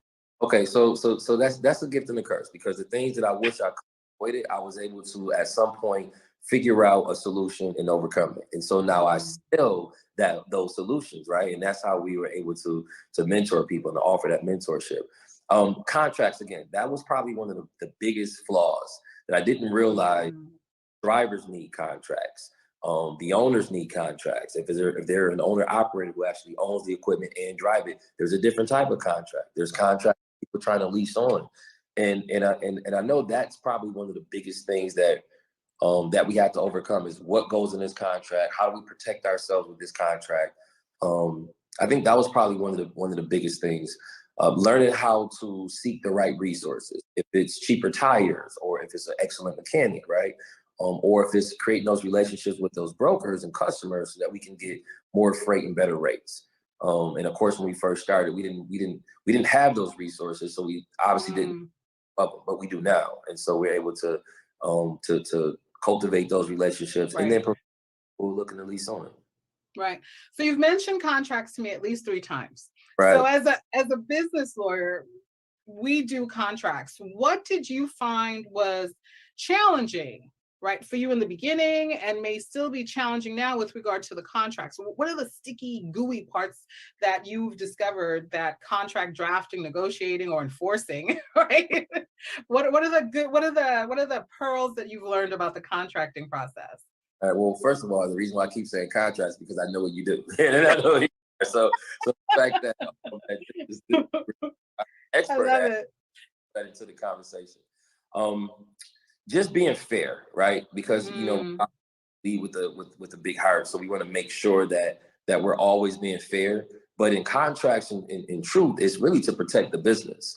And that I learned is that sometimes I don't want to put it in the contract. But then I look back at it and I say, well, if I had this in a contract 6, 7 years ago or 8 years ago, I would not have had to go through certain things. So we're able to use those contracts to be fair, but make sure we protect the company when it comes to the drivers, how they exit the company, if they return the truck in the same condition or not. Like, how are we compensated by the negligence of the driver? Right. And at the same time, how is the driver compensated and protected by our company? So just to learn that equal balance of being fair, but always having in mind that you got to protect yourself first. Right, right. Part. That's really important. I think most people go into contracting hoping and praying it's all going to work out. And I tell folks, let's assume it doesn't. Let's start right now, although it's our intention that it works, but let's draft it, right, that it doesn't work out. What do we do to disentangle ourselves nicely, fairly, but do the backslide in terms of, I love that you're thinking about it the way that you do. Right. That was the hardest part. It's like, man, I'm protecting myself, but like, is it going to offend the person who's reading this contract? Right. And as the years went on, I said, well, it shouldn't offend them if they do the right thing. That's what the contract is in place. Is in case you don't do the right thing. So, so I always speak about that, but it does protect the company. So, and I know that there's a lot of people in trucking, specifically trucking, that has been around for a while, but they don't have any contracts. And exactly. And I know some who says, I don't have any contracts for my drivers. And I'm like, you don't have any contracts, right? So, and so it's so important that I realize more often than not, and you'd be surprised, but there's a lot of people in this industry that just don't have a contract. So my super brain, and super heart simultaneously are saying, I should get with Michael and let's do something for the folks that don't have contracts. And we're going to make it simple, straightforward. It's going to be helpful. You and I think, together on this contract issue, because my key in becoming a lawyer, most people know my story, is that people aren't always good to us. Right. So the contracts become a rise in its power when people are not good to us. If people are good to us, there's a reason to even look at it. But it's when they're not, and you never know people's end intention, as I say. The beginning intention is, it's like dating, right? And then it's like the end intention. What does that look like? So let's talk, right? Go, soon about putting something together. Because I want our folks to be protected. I want them to feel comfortable. I want them to also understand that they have the power to write things, that they can create things with their pen. And we often don't realize that at all. So let's definitely talk offline about putting that together for for everyone, but specifically for those that are feeling that they're not heard, that they are not comfortable in the work that they're doing. Let's change that atmosphere for them. So let me ask you this. In the many, many years that you've been in this industry, what are some, I know contracts comes up, but what are some legal stuff that have come up that was not contract related? And how did you manage to deal with it? Well, everybody's audited. I know when I first started years ago, those audits came very, very fast, right? And they hit you hard. Of course, they're so detailed that if you don't know how to get around this audit or audit or what they're looking for, you will not pass it. Because, post-pandemic, of course, everybody's so far behind. There's people that's been in this industry a year and hasn't had their audit. Usually it's like the first 90 days. And so I remember sitting down with the guy and I've already had businesses. So my paperwork is squared and good to go. And he got there and about 8 hours later, he was just writing me. And he said, yeah, you're not doing this right. You're not doing that right. So did you say 8 hours later? 8 hours later, doing my first audit. And I'm sitting here like, some of the stuff, I didn't know what it was. I'm not going to lie. So yeah, when I first started, and it was kind of like on a whim. And that audit came so fast. I'm like, I didn't know half the stuff he was asking for. And so, but again, the gift and the curse is that I know now. And so we're able to teach it. We're able to teach it in our dispatch training classes that we have. We're able to teach it in our mentorship program, just to explain, the different federal filings. There's like 8 of them. Your IFTA, your IRP, your UCR, BOC3. And so we had to learn them and then learn how to apply for them. So, so I think that was kind of big too. Other than contracts, that was something that was so major, because a lot of people, even now, they don't know all the federal filings, keep up with them. So we had to obviously hire a compliance team and just kind of let them deal with that paperwork. Just learning that, yeah, you can learn it, but in business, to me, it feels like it's always best to pay somebody who's an expert. Like, I can write a contract, but I know I can't write one as well as you can, right? So it's always best just to to pay someone who specializes in that, in that department. So I always tell everybody, when you get in the trucking industry, you should definitely hire a compliance team. It's not expensive. That's going to help you with your contracts. How to have that legal advice from. And those are the two things that I think a lot of people don't invest in. Oh, well, a few things. The education, right? A lot of people don't invest in mentorship. You know, I say it a lot, and I always tell people, because I provide mentorship and it's so important, I always say you don't have to take mentorship from me, but in this industry, you must take a mentorship program from someone who is experienced and skilled in it, because it's the easiest business to get into, and it's the easiest business to get kicked out of. It really is. You can start off getting a CDL for free. There's companies like Swift, I believe JB Hunt. You can start off dispatching, which doesn't cost much to start off dispatching. But if you don't have a mentor, it's going to be very difficult for you to stay afloat and or scale in this. And I find, to your point, that most people don't look towards mentorship in any industry, to be honest with you. They think that they could read and learn, or they can ask a question here or there. But the truth of it is, people that do well, I mean, really do well, big business, right? Or big people, right? They have mentors. That's why they're doing so well. And I always say that. I was just posting on, I believe, Instagram, and I was just saying, like, mentors have mentors. And if you have a mentor and they don't have a mentor, then you probably need to get you another one. It's important that, because there's always something to learn. It's always a challenge. It's always, you know, and typically your mentor should be guiding you, teaching you, and then challenging you to get to the. So it's important to have one. Right. And one of the things that I want to do with you and for the people that you're helping is to, perhaps we can do together some, I call them legal shorts, right? Just 2-3 minutes. Hey, did you know? Let's do this. And that kind of as a trigger for them. Okay, let me pay attention to this, because Michael said this, and then Dr. Liddy said, yeah, you know, here's our legal short together. And I find, I've been doing these for a couple of years, and I find that if you do, and I call it legal shorts, but if it's sort of a short reminder of, did you know, sort of thing, that it really helps people, not just in their business, but also in their lives. So you and I should get together and do some legal shorts in the trucking, just 2 or 3 minutes. Hey.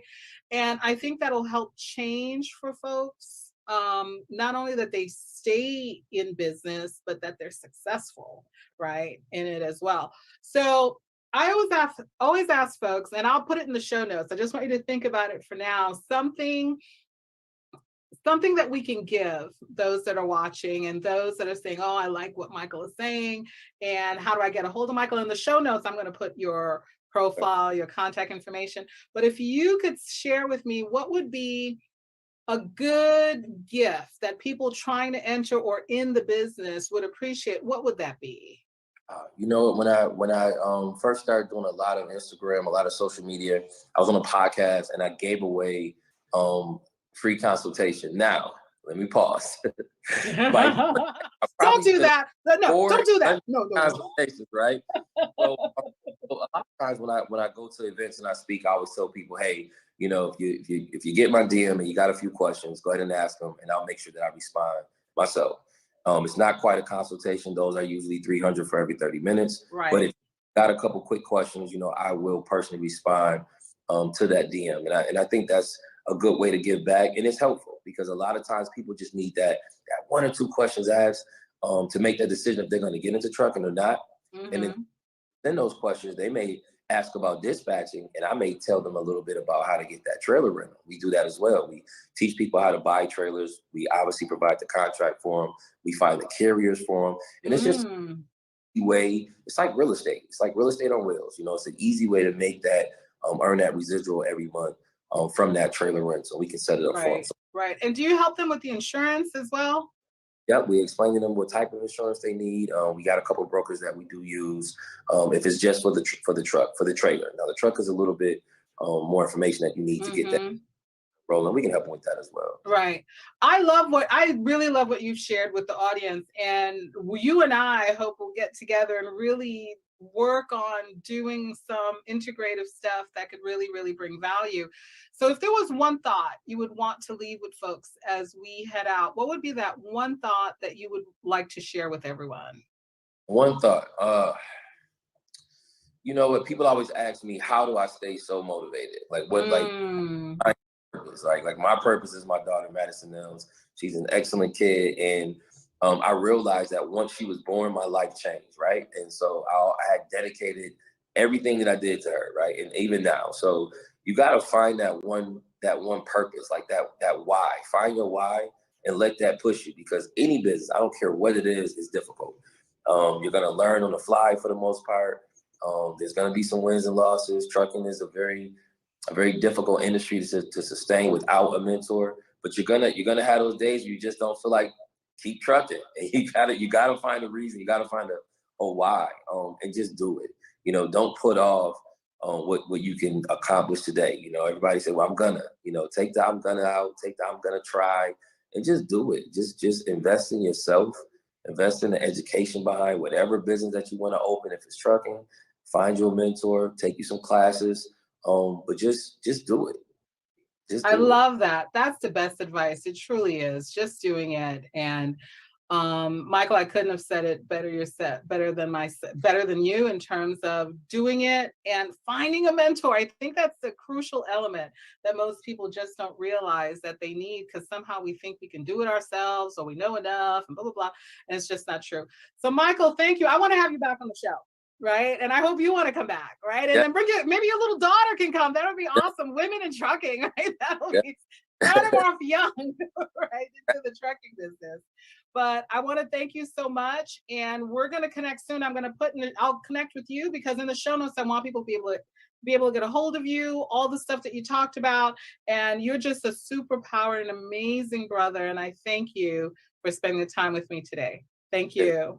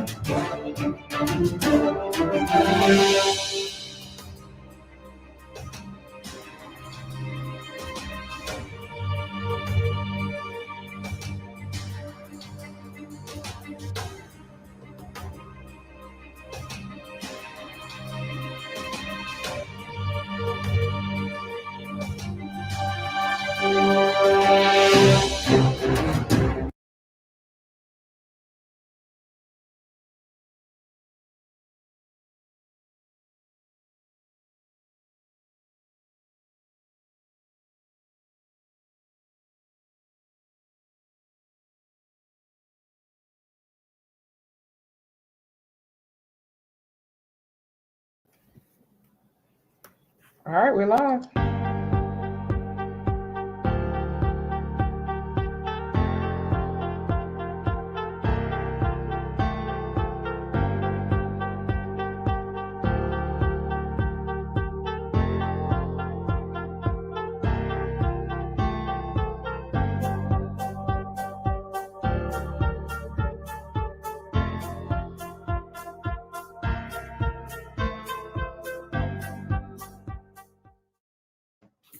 Hello,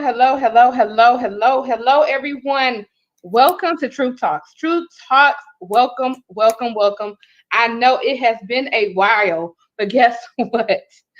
I'm back. We're back, and we're so glad to be here with you tonight. We're going to talk about a great subject, dealing on Truth Talks. We're going to be here every second Tuesday of the month.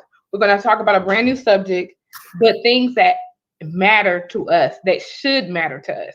So I'm going to go ahead and let Coach Ra, again, my name is Shayna Asby, Coach Shayna Lorraine Asby, which is the family life coach. And I want to let Coach Ra introduce herself and explain our mission. Hello, I'm Coach Ra, your empowerment and life purpose coach. The mission of True Talks is to provide you with an open dialogue of real life situations, helping you to overcome obstacles that can leave you feeling stuck, hindering your growth. This is an open forum free of judgment and bias. We are here to promote healing and growth in order for you to move forward in your destiny. And today we are going to be discussing and talking about broken promises. To give an overview of some type of broken promises that can occur, there are solemn promises, there are legal contracts, there are fairy tale promises, verbal promises, shallow promises, unspoken promises, as well as over promising. All right, Coach Shannon.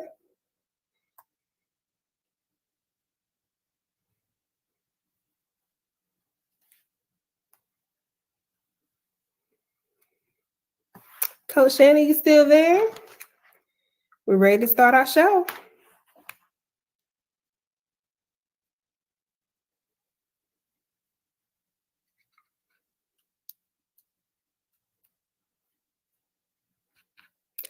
Right, let's hold on a moment to find out what's going on with Coach Shannon.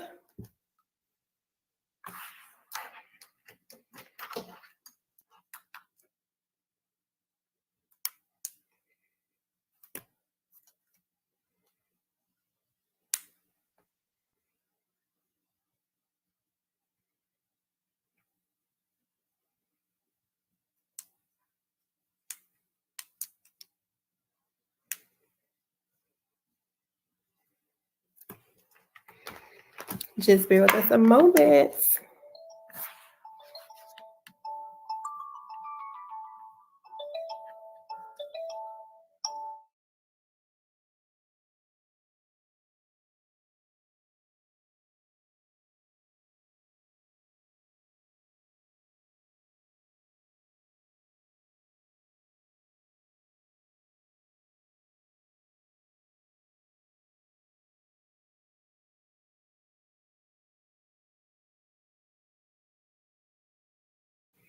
All right, so we had some technical difficulties, but Coach Shannon will be back in a minute.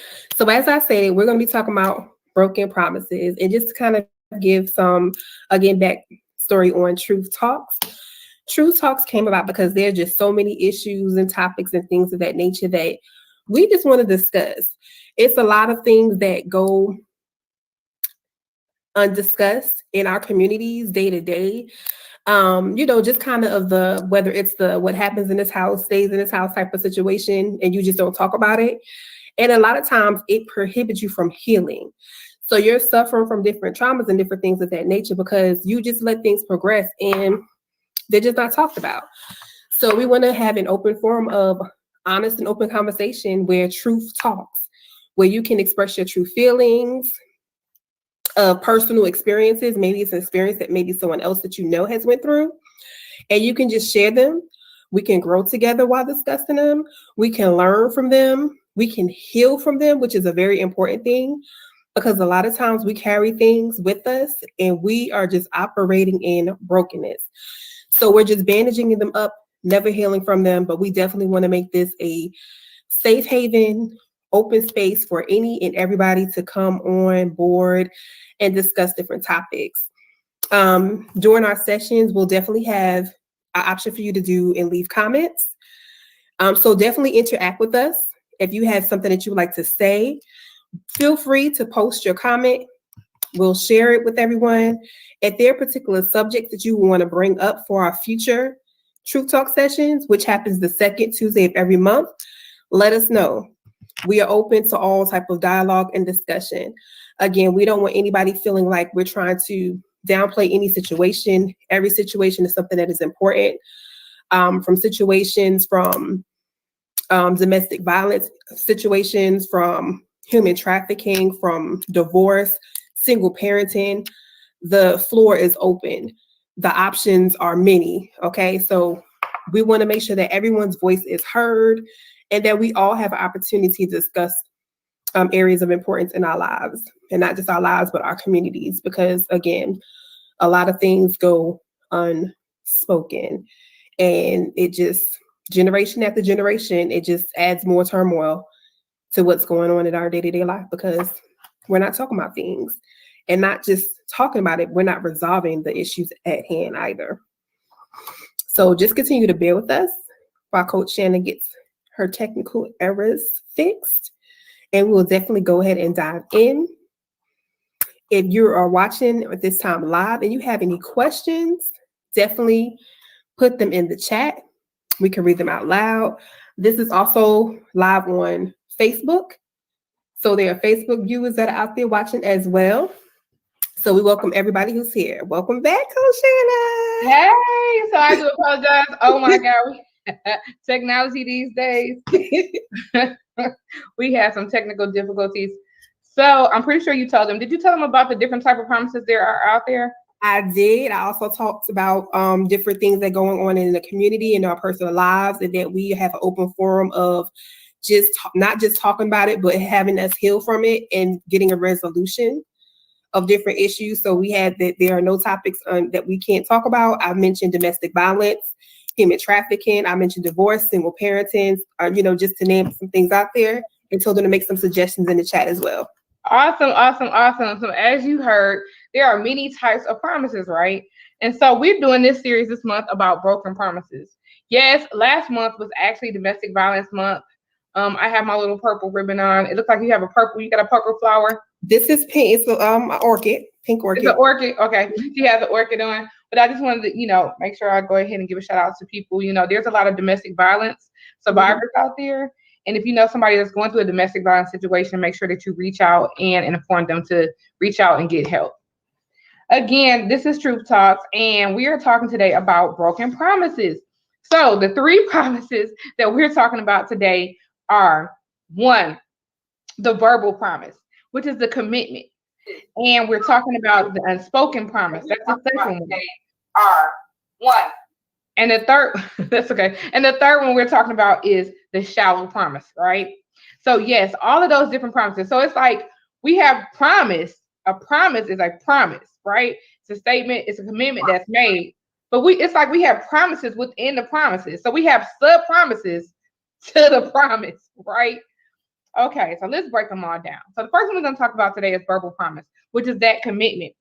Verbal promise is defined as a declaration that one will do or refrain from doing something specified.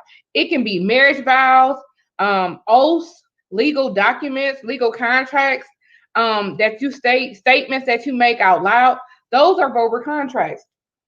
Now, the thing about it is that we make verbal contracts a lot of times when we say, oh yeah, I promise that I'm going to give you a call today, and you don't call. Or this is our marriage vow, to death do us part. We are here to death do us part. And then all of a sudden we got the highest divorce rates within America. So do we really take our promises seriously? And that's a conversation that we want to talk about today. So can you talk about elaborate a little bit more about some verbal promises or some things that you came in contact with or experienced with today? Well, definitely the verbal promises, as you mentioned, the commitment to marriage or just to be in a relationship. Some of the things when you mentioned about verbal promises, it can be to your children. I promise to be there for you. I promise I'll take you to the store, and something can come up and you just don't do it. Or I promise we'll do it tomorrow. Tomorrow might never happen. You could make a promise on your job and say, I promise I'll be on time tomorrow. And you're late. Right. You can make a promise to yourself and say, I promise I'm going to be a better person. I promise I'm not going to have the attitude. So, they could just be self-promises that you're making to yourself verbally too. Oh my goodness. Let me tell you, I just thought about it when I was a kid. The one thing about a kid is that children don't forget anything. Okay. And when you make a promise to a child, then all of a sudden it's like it's stone and they're waiting for that promise, right? So imagine like, oh, we're going to Cedar Point tomorrow, or we're going to amusement park tomorrow. I promise we're going to amusement park. Man, I promise you that kid is what? Can't sleep, looking at the clock, imagining everything that they're going to do tomorrow when we get to the amusement park. They're excited. They probably heartbeat probably pounding. And then all of a sudden tomorrow comes and we don't go. Right. My mother told me when I was younger, she would never tell us when we were going somewhere big, because she did not want to give us that excitement. And then it didn't happen the next day. Mm-hmm. And I was like, man, like, I understand. Imagine those children who sit by and their parents are promising to come and get them the next day. And maybe they live in a single parent household and they don't show up. Right. Can you imagine that? Like, yeah, that can be tough. That can be real tough. Just, yeah. Especially for the child, it is different from just an adult to a child. Like you say, children, they're holding you accountable. Point blank, period. So a child is really going to be affected by the promise of an adult saying that I'm going to be there. And if they're not there, it definitely leaves a void in their childhood and in their adulthood as they get older.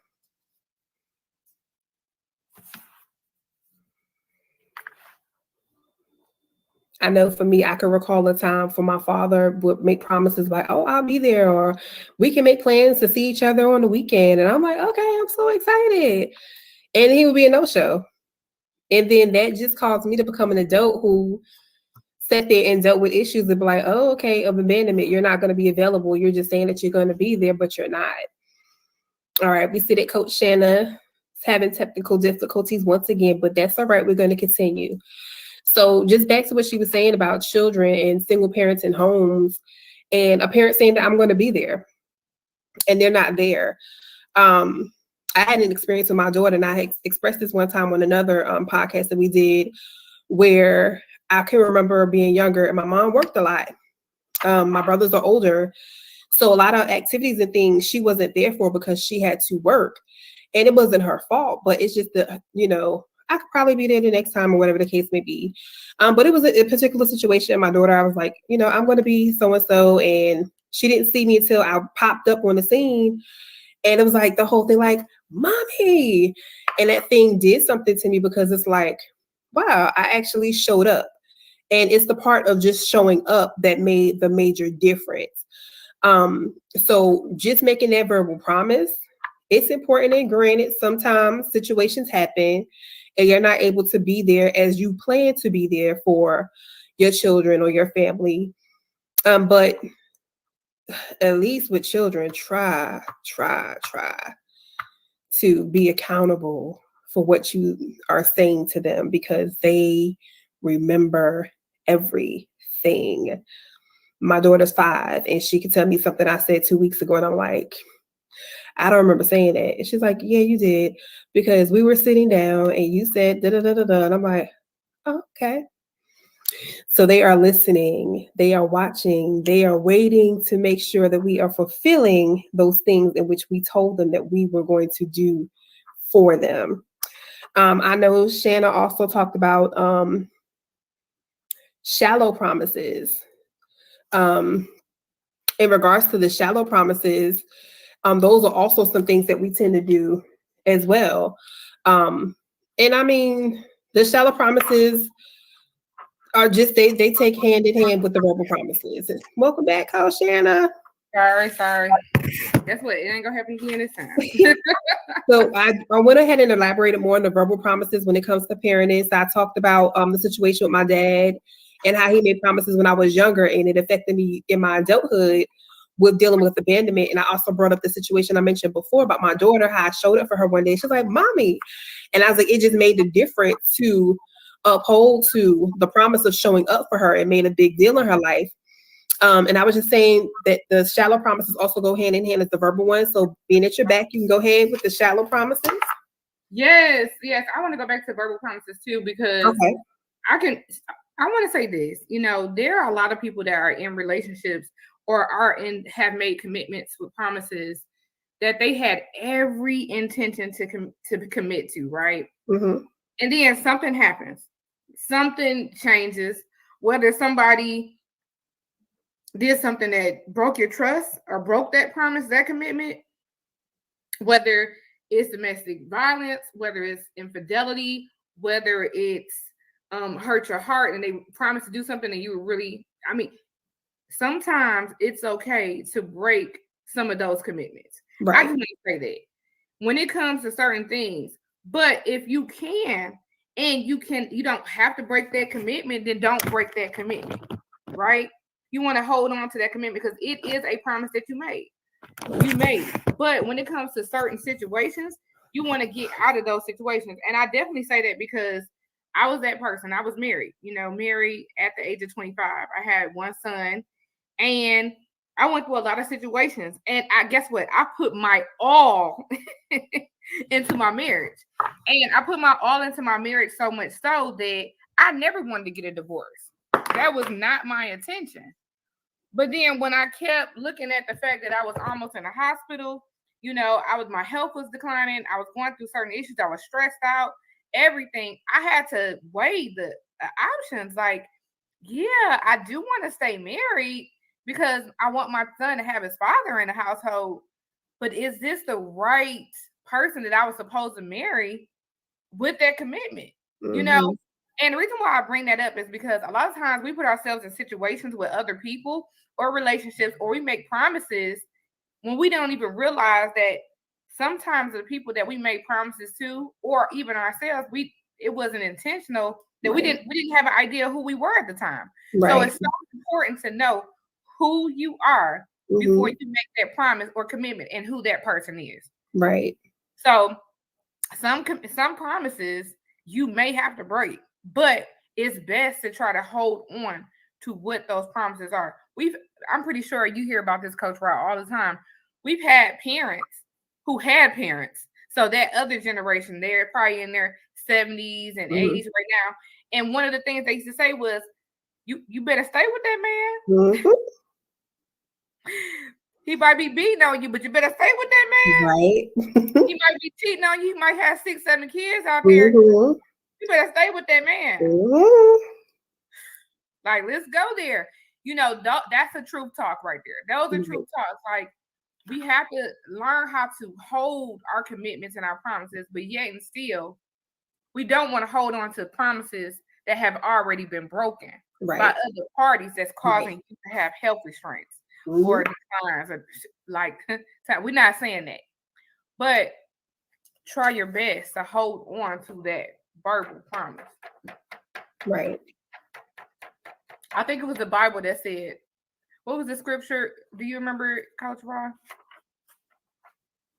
Oh, we were talking about it yesterday. It's better not to make a promise. It talks about better not to make a promise. So promises are definitely important. So the next type of promise we want to talk about is the unspoken. Did you talk about the unspoken promise? I was before you had came back, I was talking about the shallow. Going into the shallow. You want to go to the unspoken promise? That's cool.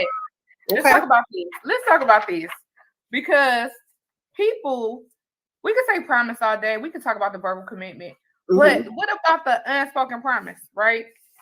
So the unspoken promises are expressed or understood without being directly stated, not spoken. For example, when you choose to become a parent, that's an unspoken promise. Relationships, when you're walking with someone, whether it's a friendship, when you came into that foundation of becoming friends or co-workers or in that relationship, that's an unspoken promise. Just because you don't have a ring or you haven't verbally made that commitment doesn't mean that it's not an unspoken promise. You have already made the statement that we're in a relationship. So when you make the statement that we're in a relationship and both of you know it, then that's an unspoken promise. Right. That's true. Those are things we don't have to say, oh yes, a verbal promise. I promise to no. That's like your prerequisite. Right. We have so many people, I think, that are in situations where they're not realizing that they've made an unspoken promise.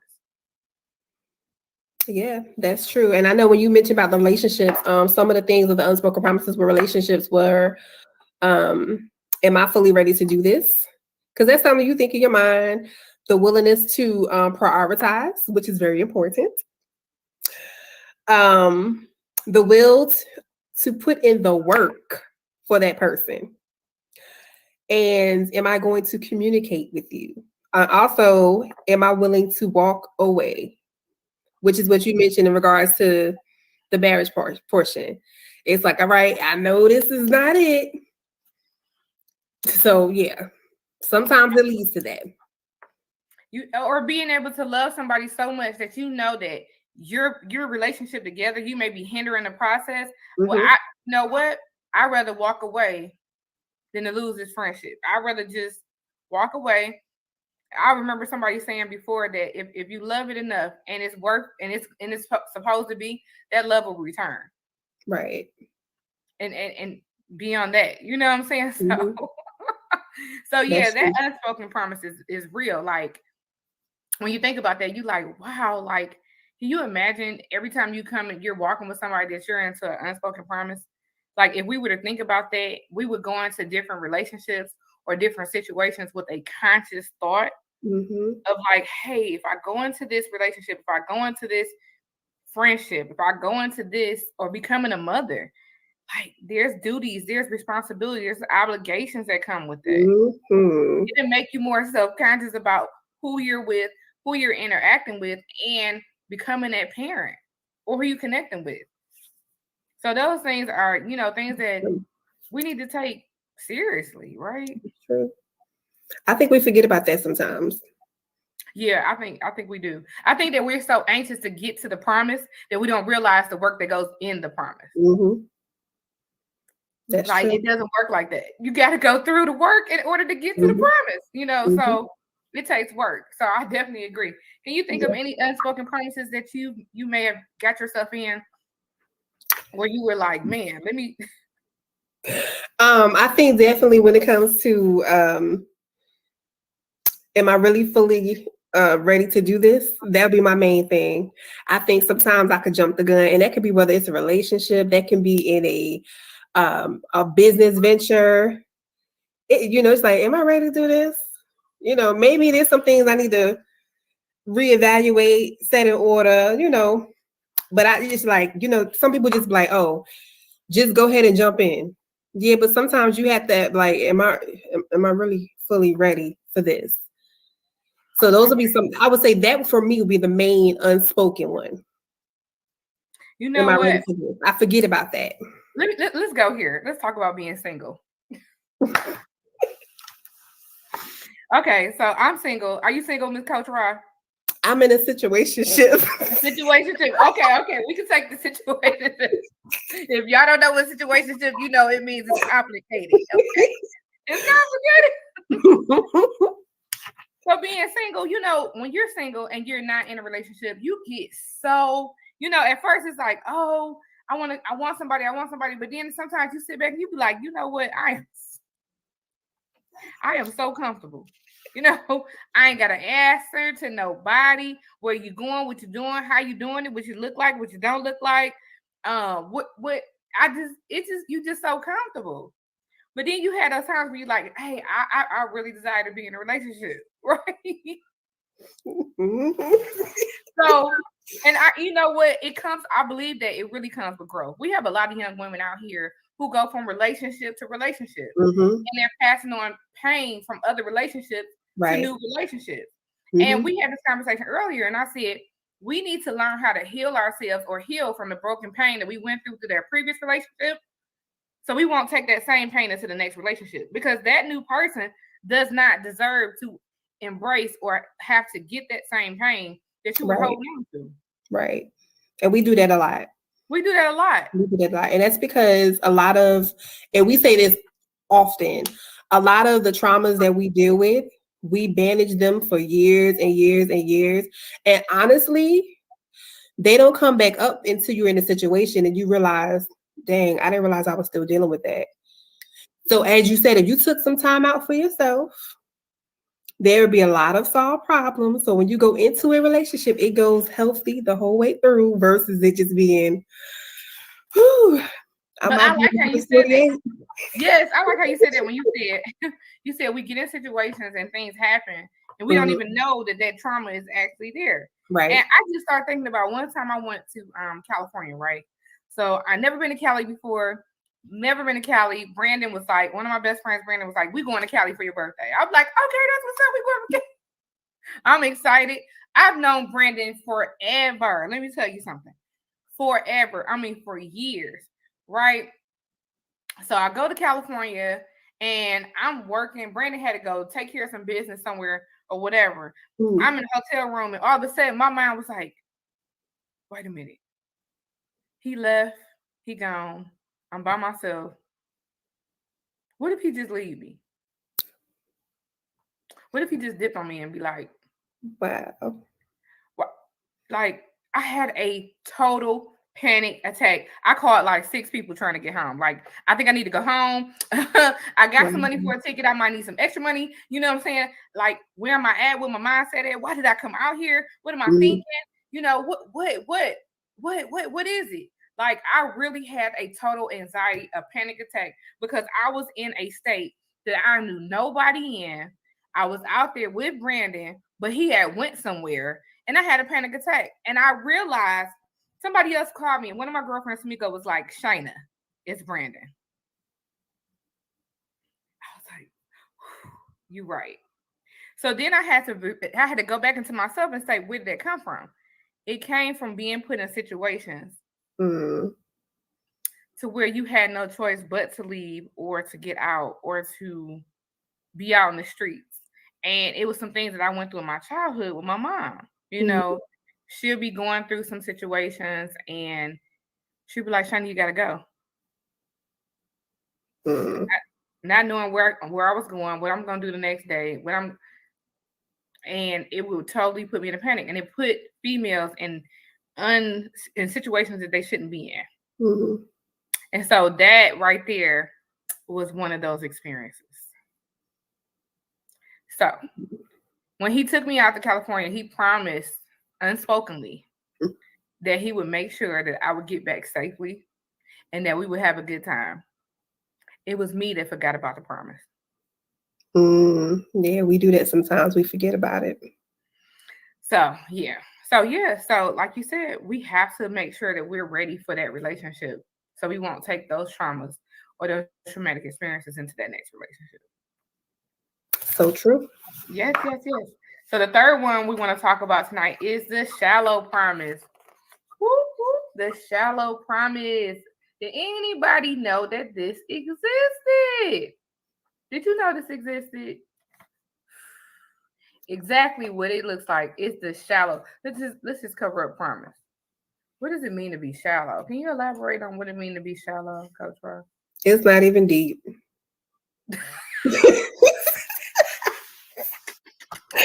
It's the surface. It's just, that's it.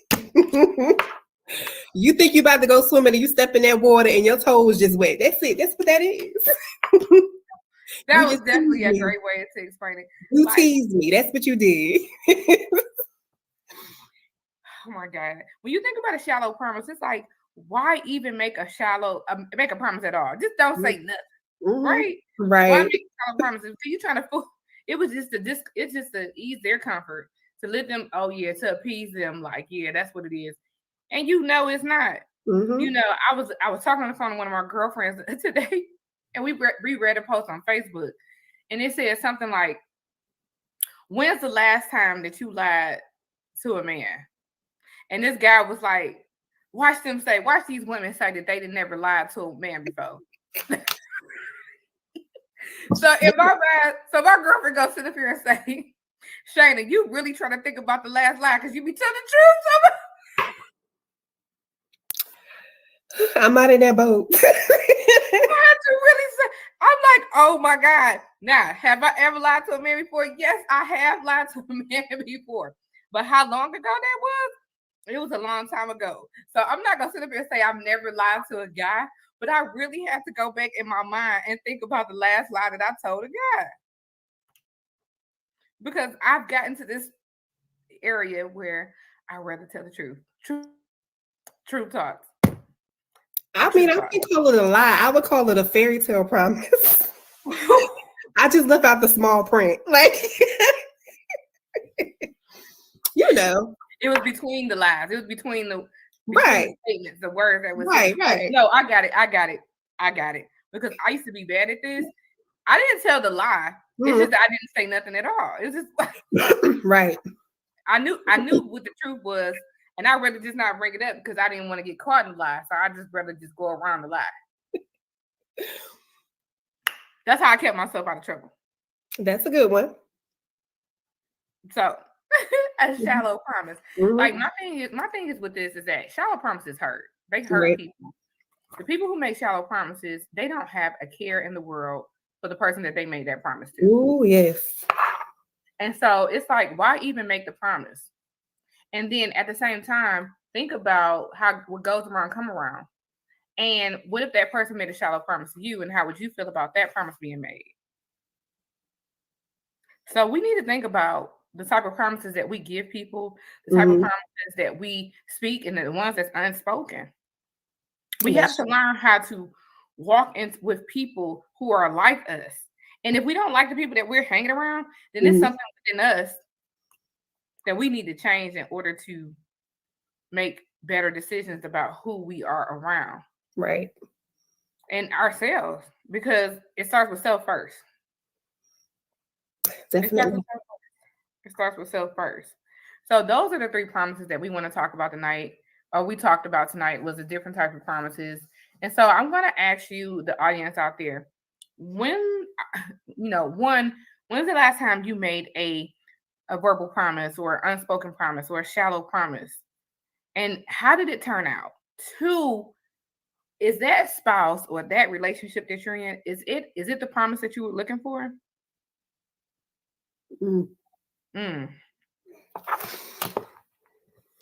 Or better yet, is that the promise that you deserved to have? So again, audience, I just want to ask that question, like, where are you when it comes to promises? So do you have any ending words or last words, Coach Rod, in regards to promises? Definitely, if you're going to make a promise, uphold to it. Because breaking them could, like I said earlier, it can lead to a long time of issues, especially when it comes to children. When you make them promises, I think more so children. I'm more concerned about making a promise to a child than an adult, honestly. Because as I said, my daughter can remember something from 2 weeks ago, tell you exactly where you was at, what you said exactly verbatim, and you be like, oh, okay. They are going to remember. And not just then, when they get older, you'll sit there and be like, oh, I remember 30 years ago when so and so and so, and you said, what you doing so and so and so. You be like, wow. So if you're going to try to make that promise, or if you're not try, but if you're making that promise, do your best to uphold to the promise. Or don't do the fairy tale promise. Let people know what those hidden agendas, not even a hidden agenda. Let the small fine print. It could simply be like, listen, I'm telling you this, but don't hold me accountable if I can't make it happen. Because let's just say I say, when you turn 18, I'll buy you your dream car. Let's say financially, when you're 18, I don't have the job to purchase that dream car. So let them know that the stipulation, so we might have to have an alternative. That promise might have to be tweaked just a little bit, but let it be known. So all that fine print, let that fine print be known. So it's like, okay, I'm getting this brand new car when I turn 18. And then when that time comes, you like, I didn't ask for this Honda. I wanted the Bentley. Yeah, but my money said Honda. you know? So yeah, definitely. If you're doing those type of promises, make sure that fine print is talked about, brought to the forefront, and you're upholding to whatever it is that you're stating that you can do. Yes, I like that. I definitely like that. Well, my last words with promises is make sure that you are walking in promise. And what I mean by that is that promise is not always verbal, and it's not, as you said, as we saw, it's unspoken. Some might be shallow, but at the same time, be in the action for the promise. Make sure that you are exactly what that promise is. And that builds up trustworthiness, that builds up character, it builds up all these things that's great within about you. And please believe that when you make false promises, people actually judge you from that false promise. So we need to start thinking about that. Anytime we come into a relationship with people, anytime we take a contract, sign a contract, a verbal agreement, make a statement, these are promises. And if you feel like that you cannot uphold to that promise, then don't make the promise. Another promise that we didn't even talk about, and I'm gonna tap on it 2 seconds, is over promising. We can have the best intentions for something, right? and we got so much on our plate already, but because we want to make this person happy, or we want to do this over here, we overly promise. I'm going to these mothers out here, moms. We over promise because we have so much on our plate already. We need to start taking things off our plate so we can know we can hold those commitments with the promises that we already have. Right. So that is what I have to say about promises. Make sure that you are connected to the promise. Don't abandon the promise. Think about the promise. And also reflect on the type of promise I'm giving, who I'm giving it to, and who I'm allowing myself to make that promise with. The Bible says, how can two walk together unless they agree? If that person isn't the best representation of myself or a self-reflection of who I am, I probably shouldn't walk with them. That's in friendship, that's in relationships, and different things like that. Like, why would I want to walk with somebody that always let me down, let go, or give me false hope? It doesn't give me anything to hold on to become tangible, to make it to something else. That's why you have to look at how they say credit worthiness. What's your promise worthiness? What's your promise credit score? Do you need a cosigner? Can I approve you for this promise to believe that it will come forth? Or will I have to say you were denied? Can somebody refer you for the promise? Right. Wow. What is your promise credit score? Like, what's your score with your promises? What is your score with your promises? So that is definitely some food for thought. That's something that we should self-reflect on. What is your score with your promises? Whether it comes to your children, anything. Make sure that you reach out to us. Comment below, even if you're watching this video later and it was just recorded. Comment below. Let us know what your promises are. Let us know about broken promises or a different type of promises that you dealt with. And also, we want to hear from you. We want to hear from our audience. What would you like for us to talk about on Truth Talks? Again, what is our mission statement? What is our mission, Coach Roy? Well, our mission, let me pull it up for you one more time. All right. So once again, the mission for Truth Talks is an open dialogue of real life situations, helping you to overcome obstacles that come to leave you feeling stuck, hinder your growth. This is an open forum free of judgment and bias. We are here to promote healing and growth in order for you to move forward into your destiny. So I'm pretty sure with what we talked about today when it comes to promises, that this is something that you can reflect upon yourself. You can add some great things that we talked about here to your life, or even think about what was said in order to get to your destiny. Because what we don't want to do is we don't want to stray off the path of what God has for us by breaking promises or going on paths that are promises for other people, because we don't have the self-promise of knowing who self is with the promise. Right. So true. Exactly. So again, so glad to have you here today. So glad that you were here today. Again, don't forget to reach down in the comments below. Make some comments about promises. Let us know what you want to talk about, what you want us to talk about next time. And think about those promises you make, spoken, unspoken, and shallow. We might as well not even make a shallow promise. Right. Please don't. All right.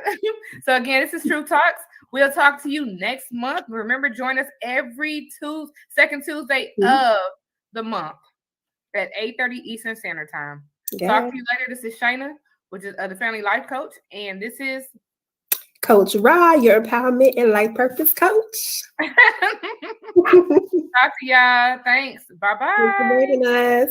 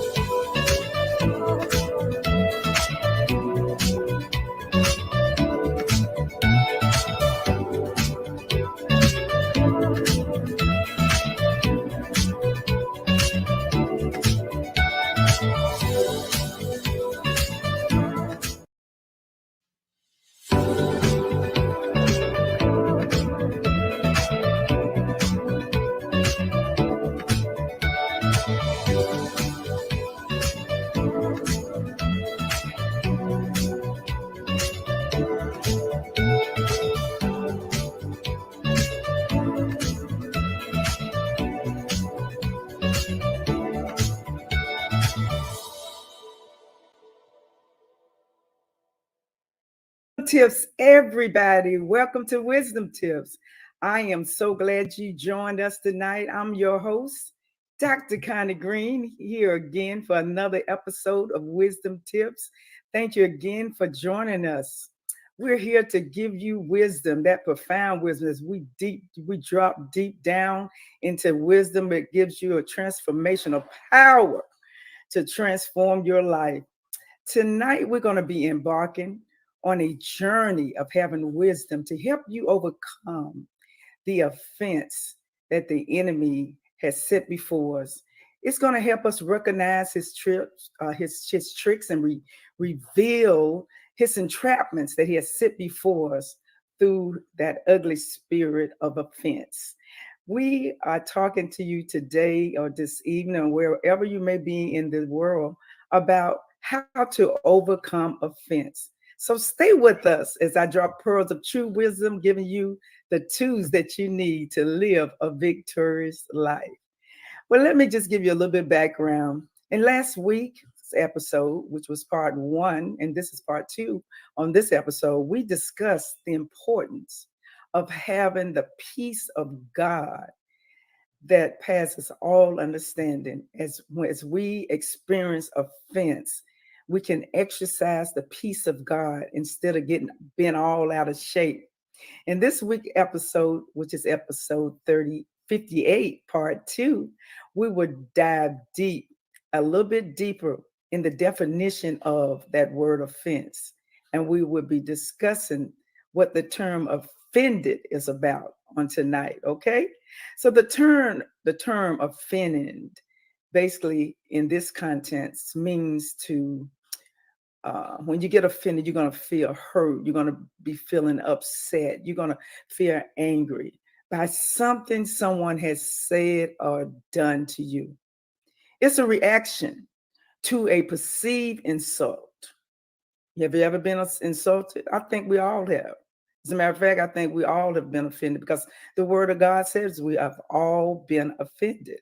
So when things like that happen, the Bible told us on last week, we talked about it, and we're going to talk about a little bit more how we have to, just let it go basically. And, don't be offended. Although we're going to get offended, we're going to get upset, we're going to get hurt, we're going to get angry. Sometimes when we do that, we have other reactions that come into our lives when we feel that way. When we're insulted, there's maybe some injustice or disrespect that someone has brought our way. Well, we got to learn how to just let go and let God. Being offended can manifest all kind of things. We talked about it last week. We're going to talk about a little bit more because those of you that wasn't on last week, you may not even know what I'm talking about. But we were basically saying last week that when we allow all that anger, that bitterness, getting upset, getting angry, and feeling rejected and insulted, sometimes it can bring other demons, and I call them demons, but other spirits that can come to make you turn out to be a bitter person, or just decide you're just going to be bitter and just not live your best life because you're always worried about what somebody else is going to say about you. Or you may even feel like you have a spirit of being offended all the time, and every time somebody says something to you, you get offended. So being offended can manifest in various ways. Also, such as feeling hurt by resentment and feeling downhearted and depressed, and even it can cause anxiety. So that's what we don't want to do. So we're going to talk a little bit tonight, a little bit in detail. Going to do a little deep dive of some of the causes of offense, and rightly so. When we get offended, I'm not saying you shouldn't be offended because you're going to get offended, but what we're trying to teach you here on Wisdom Tips is the things that you can do to help you overcome that spirit of offense to the point where it's going to cause you to be angry, bitter, upset, or even sad or unhappy because you've been offended. Because some people in my research says is often, those type of people are often offended all the time. People that are offended about anything that you say about them. And a lot of times that comes from childhood trauma, because maybe when they were a child, things happened to them. And maybe their mom called them dumb or stupid, or auntie told them they were ugly, or somebody told them they were fat, or they went to school and the teacher told them they were dumb. Then they always going to have that spirit of feelings and feeling rejected. So they're going to get that spirit of offense quite easy because they went through it when they were young. And so when they get older, it's hard to break that curse. So I'm not saying you won't ever get offended, or if you get offended, don't get offended. Yeah, I'm talking about try not to stay there, basically what I'm saying, because we will get offended, but try not to stay there. But we're going to talk a little bit about some causes of offense other than just childhood trauma. Okay, we're going to talk about number one, personal criticism. It's that those are those negative comments of criticism about your appearance, about your abilities, or your character. These type of offenses can deeply offend you. Especially if it's a caretaker or a parent or somebody you looked up to as like a teacher and maybe even a pastor, and somebody offended you and talked about your appearance or talked about your inabilities to do different things, that can deeply, deeply hurt you. So we're going to talk about how we can get over those offenses at the very end when you get some very good wisdom tips. So stay tuned. You don't want to miss any episodes of this wisdom tips. As a matter of fact, go back and listen to part one of talk where we talked about offense. This is part two, and I think if you get those two episodes, it's going to really help you be able to bounce back from those offenses that come your way, and you'll end up living your best life and not let them scroll your day or scroll your destroy your happiness and your gratefulness for what God has done for you and your life that you live. We don't want to stay there. We don't want to get that depression coming in and that anxiety and all that evil spirits that come against us sometime where we can't shake it off because we've been holding on to things so long. So let's just learn how to just get over it quickly. Number two, we can be culturally insensitive. People that get culturally insensitive, we get insensitive because of the way people have treated us over the years. And it could be from generation to generation. We can be insensitive or disrespected. Remarks can happen to us. You know, people talking about our culture, our background, the color of our skin, our religion, or traditions can be highly offended when people come against us like that. And yes, it hurts, but we have a Savior that can deliver us from every fear, every discouragement, whether it's depression, anxiety, or whatever. You go to the rock that is higher than I, and he will give you strength to endure to the end. Amen. And in the end, you're going to always win if you go to the Father, because he will give you the strength to keep on going and put on that smile, because we ain't got no time for tears or fears. All right. All right. Now, sometimes we can get offended when people invade our personal space. You ever been there where people can offend us when they're maybe too close to us physically or emotionally? They have come against our boundaries and they have violated our space, such as unsolicited physical touch or contact, or praying or probing questions, about my life, or about who I am, where I came from, how much money I make, this, that, or the other. Sometimes those type of things can really, really offend you. I call that an invasion of our personal space. So I can understand that, all right?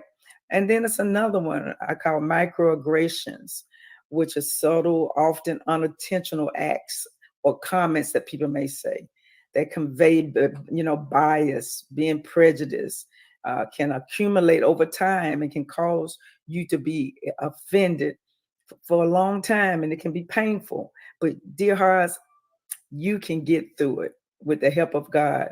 The scripture that we're going to be talking about is in Psalms 118, chapter 118, verse 165. We talked about it on last week. It says, "Great peace have they that love thy law, and nothing should offend thee." Let me say it again. "Great peace have they which love thy law, and nothing shall offend them." So when we love God's law, and we love God, and we trust God, and we know who he is, no matter what they say about us, we're going to be able to bounce back, whether it's our family and our personal history, whether it is a microaggression that people bring against us. Maybe someone is invading our space or cultural insensitivity, and personal criticism. We're going to get all of those categories in our life and time. But if you trust in God and you take authority and you let that devil know, not today, devil, I'm not going that way. I will not be offended and give up on my dreams, give up on my good job that God has given me, give up on my family, my marriage, give up on my children. I'm not going to do it. Because that's what the devil wants us to do. He wants us to be so offended till he breaks us. Don't let the devil break you. Hallelujah. Yes, we're going to get offended, but we get back up. Hallelujah. We win in the end. So yes, we're going to have to cry sometime. Our pillow may be wet sometime at night, but weeping may endure for a night. But joy comes in the morning. I feel this thing right now in my sanctified soul. I'm talking to somebody, and somebody's been crying. Somebody's been hurt. Yeah, they talked about you. Yes, they abused you. Yes, they told lies on you. Yes, the very ones that you did all you could for, the ones that hurt you and broke your heart, and you got offended and you have given up on life and you've just gave up and you just threw in the towel, and now you're bitter, you're angry, you're mad, you're in rages, and you just you're just on an emotional roller coaster. But I'm here to tell you today that this too shall pass. Weeping may endure for a night, but joy comes in the morning. God wants to heal you. Hallelujah. Many are the afflictions of the righteous, but the Lord will deliver you out of them all. They talk about your family, yeah, and they're insensitive about it. Say remarks about your family, about your history, what you went through, the traumatic experiences that you went through that can trigger you, and it causes strong emotions and reactions in your life. But you don't have to stay there, dear heart. Hallelujah. You don't have to stay there. Hallelujah. You can do what the word of God told us to do. Great peace have they that love our law, and nothing shall, hallelujah, offend them. Hallelujah. Take that in your spirit when you cry at night and your pillow is wet. You get up and you let the devil know, I'm going to have the peace of God that passes all understanding. Yeah, you hurt me. Yeah, I'm crying. Yeah, I'm devastated. Yeah, you knocked the wind out of my sail, but that's all right. I'm coming back. Hallelujah. I'm going to come back stronger than ever. Hallelujah, because God is on my side. I'm talking to somebody tonight. Hallelujah. Put it in the chat. Let the devil know great peace I have, and nothing should offend me. I'm not going to let it offend me. Yeah, it may offend me, but I'm not going to let it offend me to the point and it's going to drag me down. Hallelujah. I'm coming right back up. Hallelujah. And I'm going to give God praise. Hallelujah. Because God's going to help me, and he's going to help me right early. Hallelujah. In the verse, nothing should offend me implies that those who love God's law and have great peace will not easily be provoked to anger or rage or hurt by the words of actions of others. Don't even give them the satisfaction that they hurt you. Don't even let them see you sweat. If you got to cry, go to the bathroom. If you're on your job, cry a little bit, but don't stay there too long. Just wipe your eyes and begin to give God praise, because God see all things, and he's there to work it out in your favor. He's there to help you, hallelujah, get through that situation. You just got to trust him, dear heart. Are you ready to trust him? All right. We're going to do this thing. We're getting ready to go to break right now. But when we come back, we're going to share with you the wisdom tips for today. But I want you to share this with someone, share it with a friend, share it with somebody that needs to hear this today, because they don't have to be in the shape they're in, because the Father wants to put them back together again. Am I talking to you, dear souls? Am I talking to you, dear hearts? All right. If I'm talking to you, come back. We're getting ready to go to break right now, but come back and we're going to share with you the wisdom tips of today.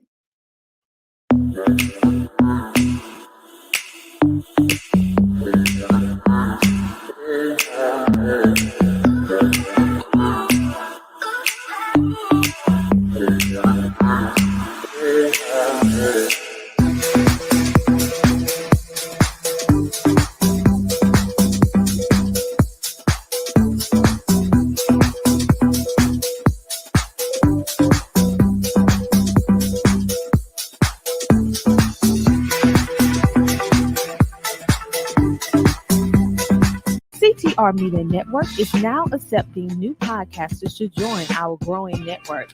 that's reaching 350 million global listeners. Have you heard? CTR Media Network offers podcast production, podcast training, distribution, and product placement. Book us for your next event or schedule an interview with CTR Media Network podcasters today. To learn more, go to ctrmedianetwork.com.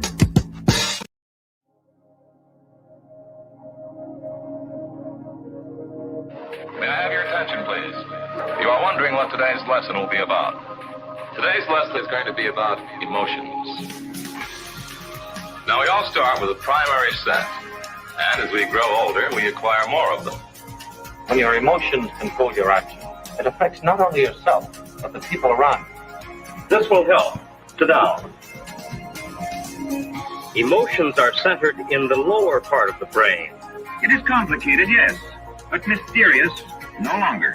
Emotional behavior is largely involuntary. I can't believe that. We have certain basic emotions which are controlled subconsciously. Notice your own emotional reactions. What did you feel? What did you do? Under control, your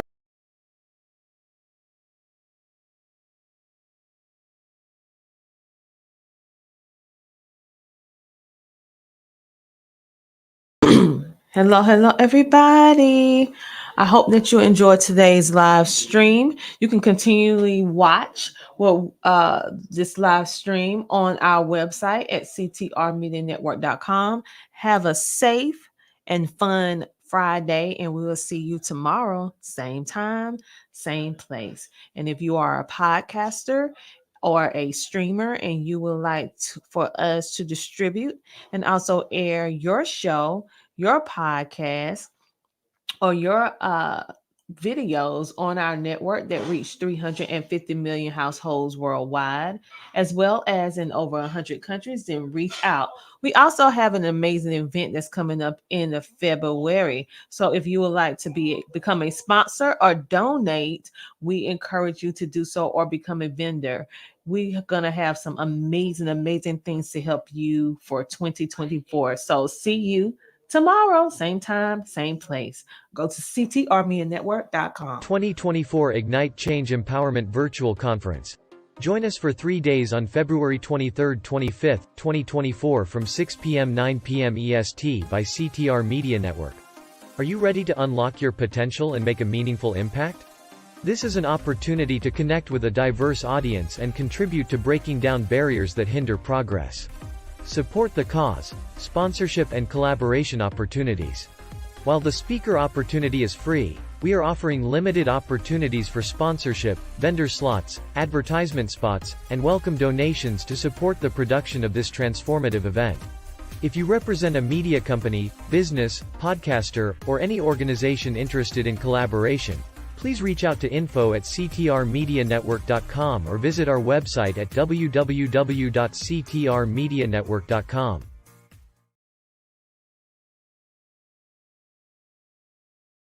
CTR Media Network has amazing opportunities to expand the visibility of business owners, entrepreneurs, authors, coaches, and podcasters on our platform.